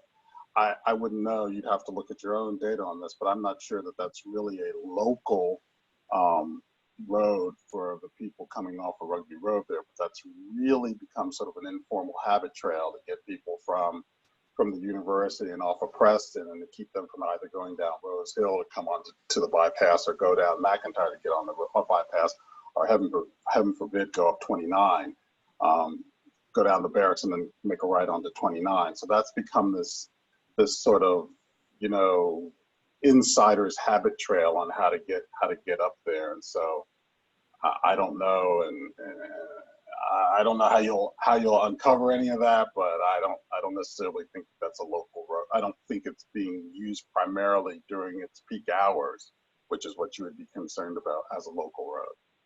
And that's where our city traffic engineer's input would be very important, because I know he's been working with them. I know that they have been complaining that their residential street is being used by others, and how that impacts the connectivity of the overall roadway network. That's going to be a city traffic engineer call, but I'll certainly let you all know. Yeah, absolutely. Yeah. I think that would be good. Absolutely the center point. And those are the two main projects that I wanted to, things I wanted to present. I wish I had the other one to show you. What we were looking at doing at Fontaine was more of a CFI, where you're crossing the left turn traffic from Fontaine that's going to the 29 South movement. They would cross over before they get to, well, basically at that interchange, they would cross over and then go through the interchange on the left side and then go right up the ramp. And then, however, what it does is, I can explain it to you, but you're not going to be able to understand it without visually seeing it. Is the, let's see, I don't know. Can I share my screen, Nick? Let me see if I can. Should be able to.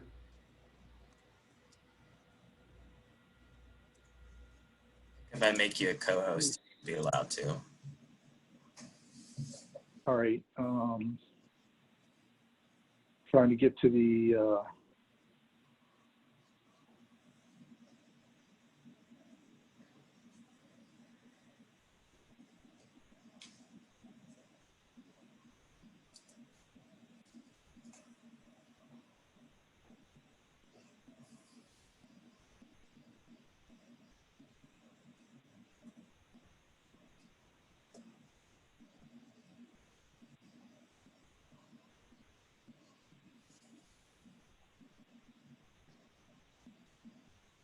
trying to find the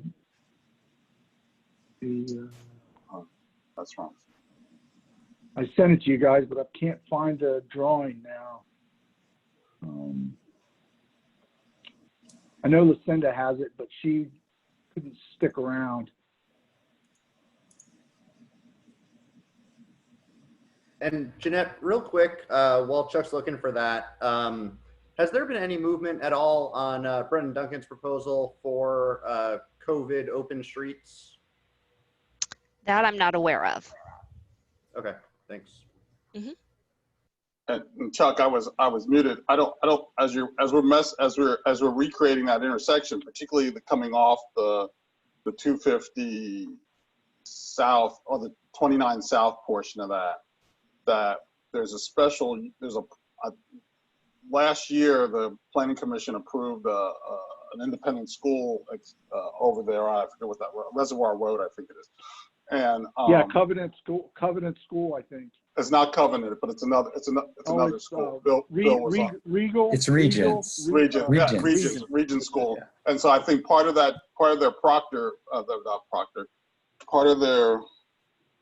that package was that they need to kick in some funds to fix that intersection or to be prepared to help that off ramp if in fact that becomes the metrics for that aren't working for getting their kids in and out of that place. So as you're working with that, just keep in touch with Kevin, please. Yeah, Kevin's aware of it. He was on vacation last week. Okay. We finalized the concept last week, and I hadn't sent it because we hadn't got the concept finalized. But so nobody from the county's even seen it either. So it's we're basically going to Kevin's going to bring it back to the board next month for them to look at it. All right, here we go. Let's see now. Can I share my screen, Nick? Yeah, you should be able to. There should be on that bottom ribbon a share screen option. Oh, okay, I see it.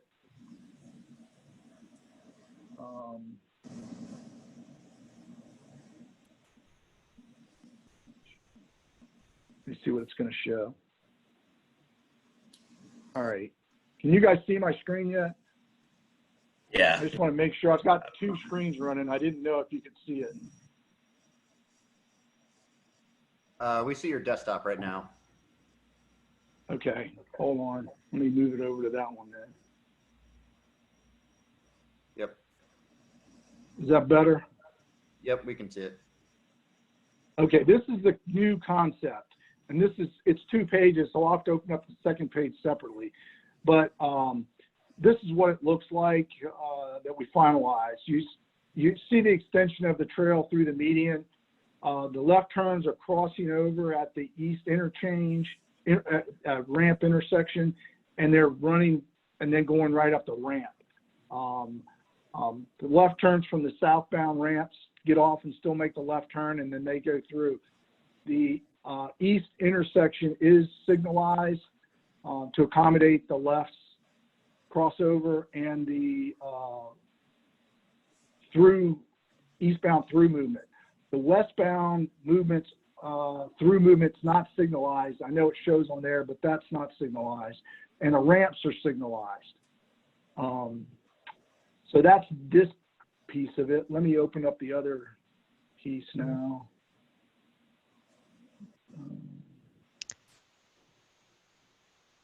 Chuck, this is supposed to simplify the intersection? Is this? I didn't say necessarily simplify it. It's less costly than the alternative, than the DDI. So if you're coming off of the ramp and you're taking a left and you're joining that traffic, you have to go back onto. This is, if you're coming down the ramp Mm-hmm. and you want to make the left-hand turn, you have to make a right. Go down to Ray Hunt and make a U-turn. Okay, because there's still a left turn. Do you see that left turn, though, from the ramp? Is that just so you can get back on? Yes. Okay. Because we're also, as part of this project, we're closing the ramp onto 64. Yeah, see, that would be my biggest concern, is trying to explain to people, well, if you want to take a left and get back on, you go into this left lane. But if not, then take a right, and then you'll take a left at the... Yeah, those are some of the things that we were looking at something that was, the last application for the DDI was almost $22 million. We were trying to come up with something that was not as expensive. I don't know exactly how much this costs, but I'm hoping to have those figures by tomorrow at the policy board meeting so that I can show the difference between here's what the DDI is going to cost versus here's what this is going to cost, to see if, because we wanted to have a better competitive application. I don't know if this is something that they're going to be supportive of. I know at hydraulic, we looked at the continuous flow intersection, and there was a lot of concerns about it. Mm-hmm. So I'm not sure if this is going to be something that's viable. I just think that we had to look at something that was less expensive than the DDI and still provided. Where does the cost savings come from on this? I mean, there's still looks like a lot right of. Away. Okay. Oh yeah, because there's a lot of. Yeah. The DDI had a lot more impacts both on the university's property on both sides of Fontaine and on both quadrants on the other side of the interchange to actually get those crossovers to work, because you have to cross the traffic over and then it has to go out and then come back in. Why don't you show this plan to the university and say, this is what you're going to get if you don't give us a donation of right-of-way? Well, it's not all the university is the problem. I know. So she's got a point there, because the university owns certainly everything down the north side of that, on both sides. They own both sides of the road there. Yeah, but also on the other side, also they own a good piece of it on the other side of 29. The piece is, and I think this is where Bill and people will have to weigh in. Keep in mind that Fontaine is going to become outpatient services. So they're going to be moving a lot of outpatient clinics to that location over the course of the next 10 years. Bill, you can. That's the general plan for sure. Yeah, I know. And I saw that originally when they were originally looking at, before the university took it back over from the foundation.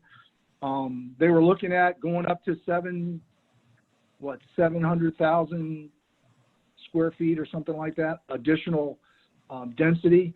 Yeah, on and top of what's there already. Yeah. There was a study that was done, and they proposed some improvements for this interchange, for this corridor. And there is a plan for those. It's just not happening. And I don't know if the university is still,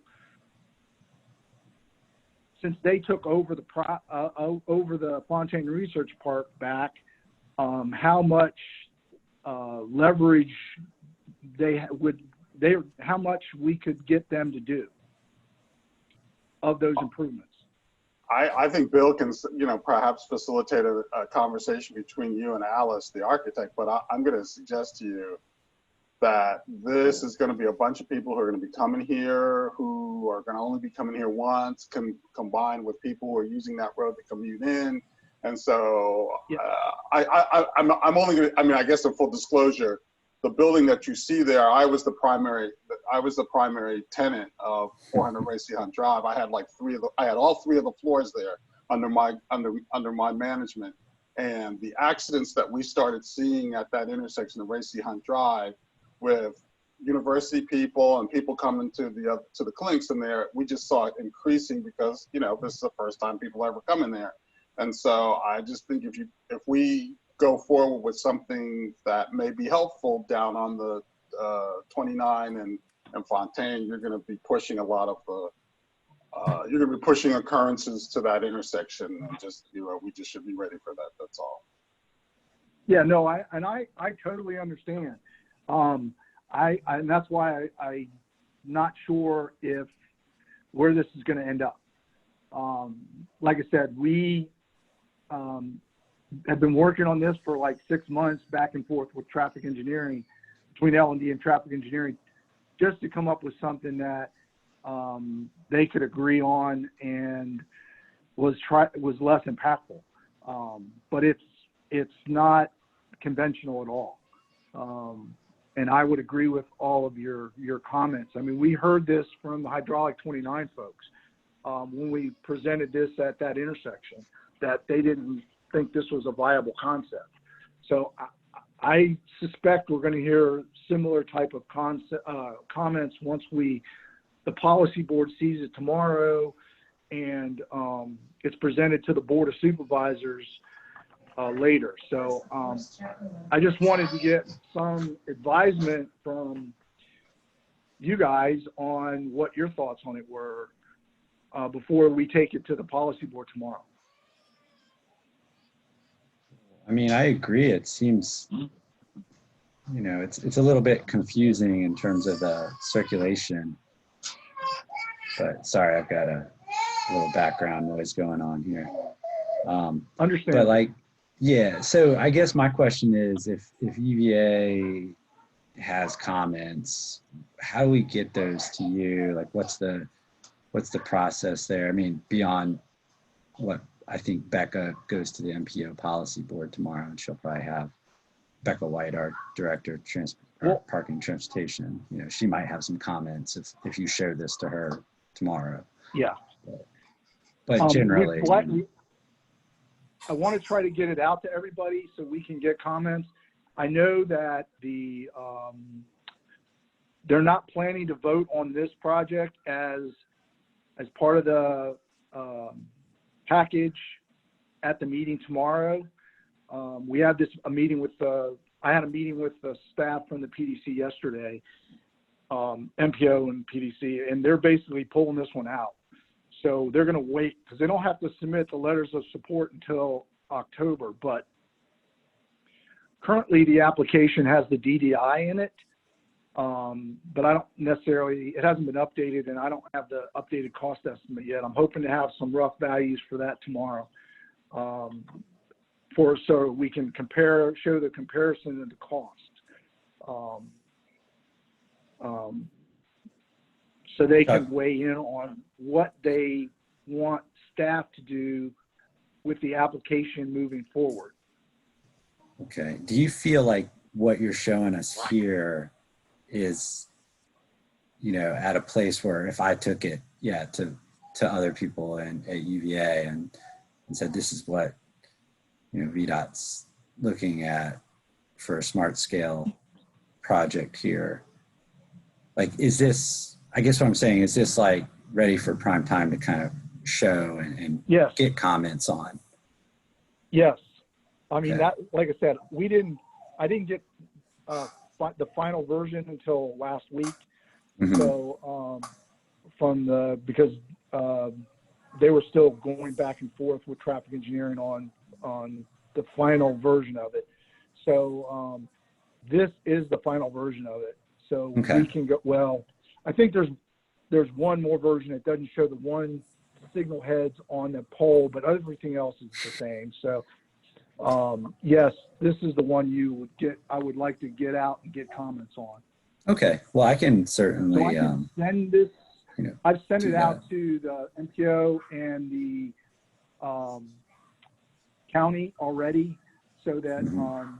they can have it to reach out to their board members and staff, distribute amongst the staff. And like I said, we're going to present it at the MPO policy board meeting tomorrow, but we're not going to just for comments, not for Right. supporting, and basically to start that, because we don't have to submit the final applications till the 17th. So we still have a couple of weeks before we have to submit the applications. And so we want to try to get as much feedback on this as we can. And I think Kevin was actually going to take it back to the board,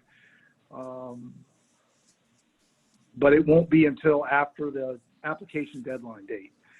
So because he's this- going to basically reach out to the Board of Supervisors members before that individually to try to get their thoughts on it. But the letter of support for this one, because it's a MPO submittal, would that be, you need the letter from the MPO of support, or would it be the it's in the supervisors? county, but I want to get support from the MPO. I mean, the MPO has to, since they're the submitting entity, they have to provide a letter of support.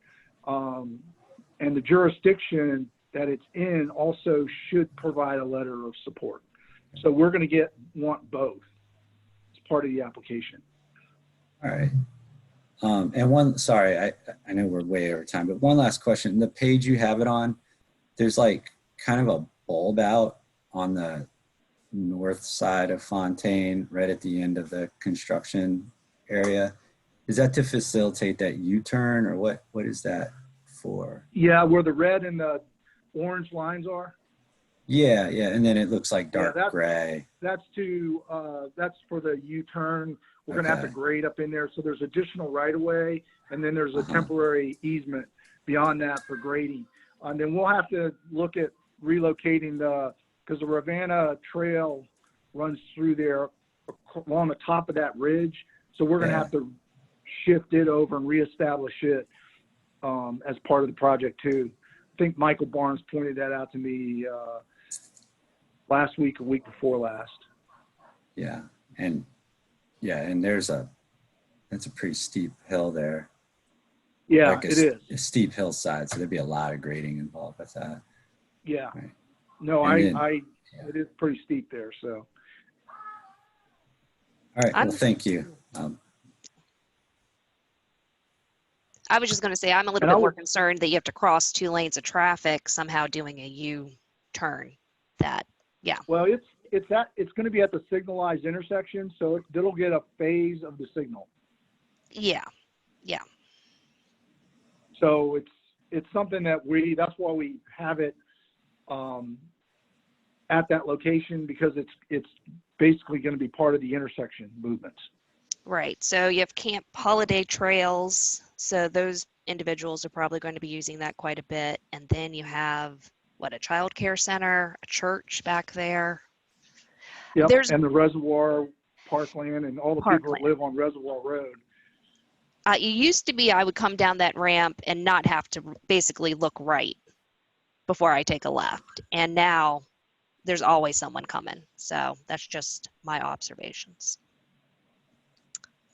No, I agree. There's a lot of traffic. I've sat out there for many, many times trying to come up with a solution to fix that interchange issues, and it's not a good way to fix it. Mhm. But like I said, if we want to try to look at incorporating that ramp traffic from 64, we have to have almost a dedicated lane for those folks to make that maneuver. And that's why we originally looked at the DDI as that solution, because it does allow for that movement. And this one also does, but this is a lot more new and different from what people are used to driving. I'm all for saving money, but at some point, you're doing yourself a disservice. But No, I can understand that. Yeah. We just wanted to come up with an option that was less costly, that might be more competitive to solve the problem. And that's where we came up with this, because if we start looking at, if we could replace the bridges, then we could do a lot different things out here. But that would be doubling or tripling the cost of the project. Right. Which it definitely wouldn't be feasible then. Yeah. And one last thing. So was this project submitted the last round and didn't get approved with the diverging diamond, and so now you're reworking it to try to bring the cost down? Or did you just decide that after costing out the diverging diamond for this round, it was just not going to be competitive because of the cost? Well, I mean, the cost for the divergent diamond is only going to go up above what it was from last round. So it was $22 million last round, and it didn't do very well at all. So it's going to be more than that this round. Uh-huh. I'm hoping this project is going to be much less than that. I don't know what those numbers are yet, because I haven't gotten the cost estimates. So once I have those, hopefully I'm hoping to have that material available to present to the board with this concept tomorrow. Okay. So I'll have a cost for the relative cost for the divergent diamond and a cost for this and then they can decide what they want to do and advise the MPO staff on how to move forward with this. Okay. But I can send you this, and so you can show it around to folks. Yeah, no, I would appreciate that. Thanks. Yeah, last time with the DDI, I was able to set up a meeting with you guys separately, and we were able to had time to get comments. This was just the schedule was so compressed, I couldn't get a concept done in enough time to really get it to you any sooner.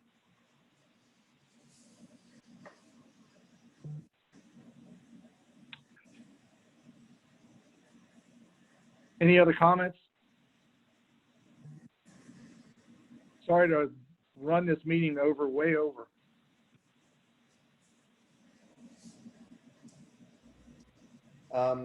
Yeah, that's all right. So if we're finished with those, then the only thing left is additional matters from the public. Sean, you're up. I would like to apologize for, wait, hold on. I think I'm good now. I'd like to apologize for not being muted earlier. I just assumed I was, but I think just to this point, just this recent Fontaine stuff, I'm looking forward to seeing that. And of course, I'm speaking in a neutral manner here. I'm not representing anybody, but I think that, as I just put in the chat, there's a lot of stuff. I'll try to do my video. It's not going to work. Yeah, see, it stops. But there's a lot of projects there, a lot of legacy projects that I think are just worth remembering and keeping the pieces in point. I seem to recall about 8-10 years ago, the UVA health system managed to get a pretty massive rezoning on the land just to the west of Buckingham Circle. All those pieces matter in keeping track of it, and that's hopefully what I'm hoping I can provide to the community going forward. That's it. Thanks.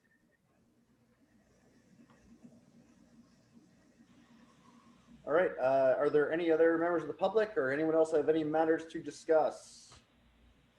If not, this meeting is adjourned. Thanks, everyone. Thanks, everyone. Thank you. Thanks, guys. I'm going to stop the recording, so we're good to go.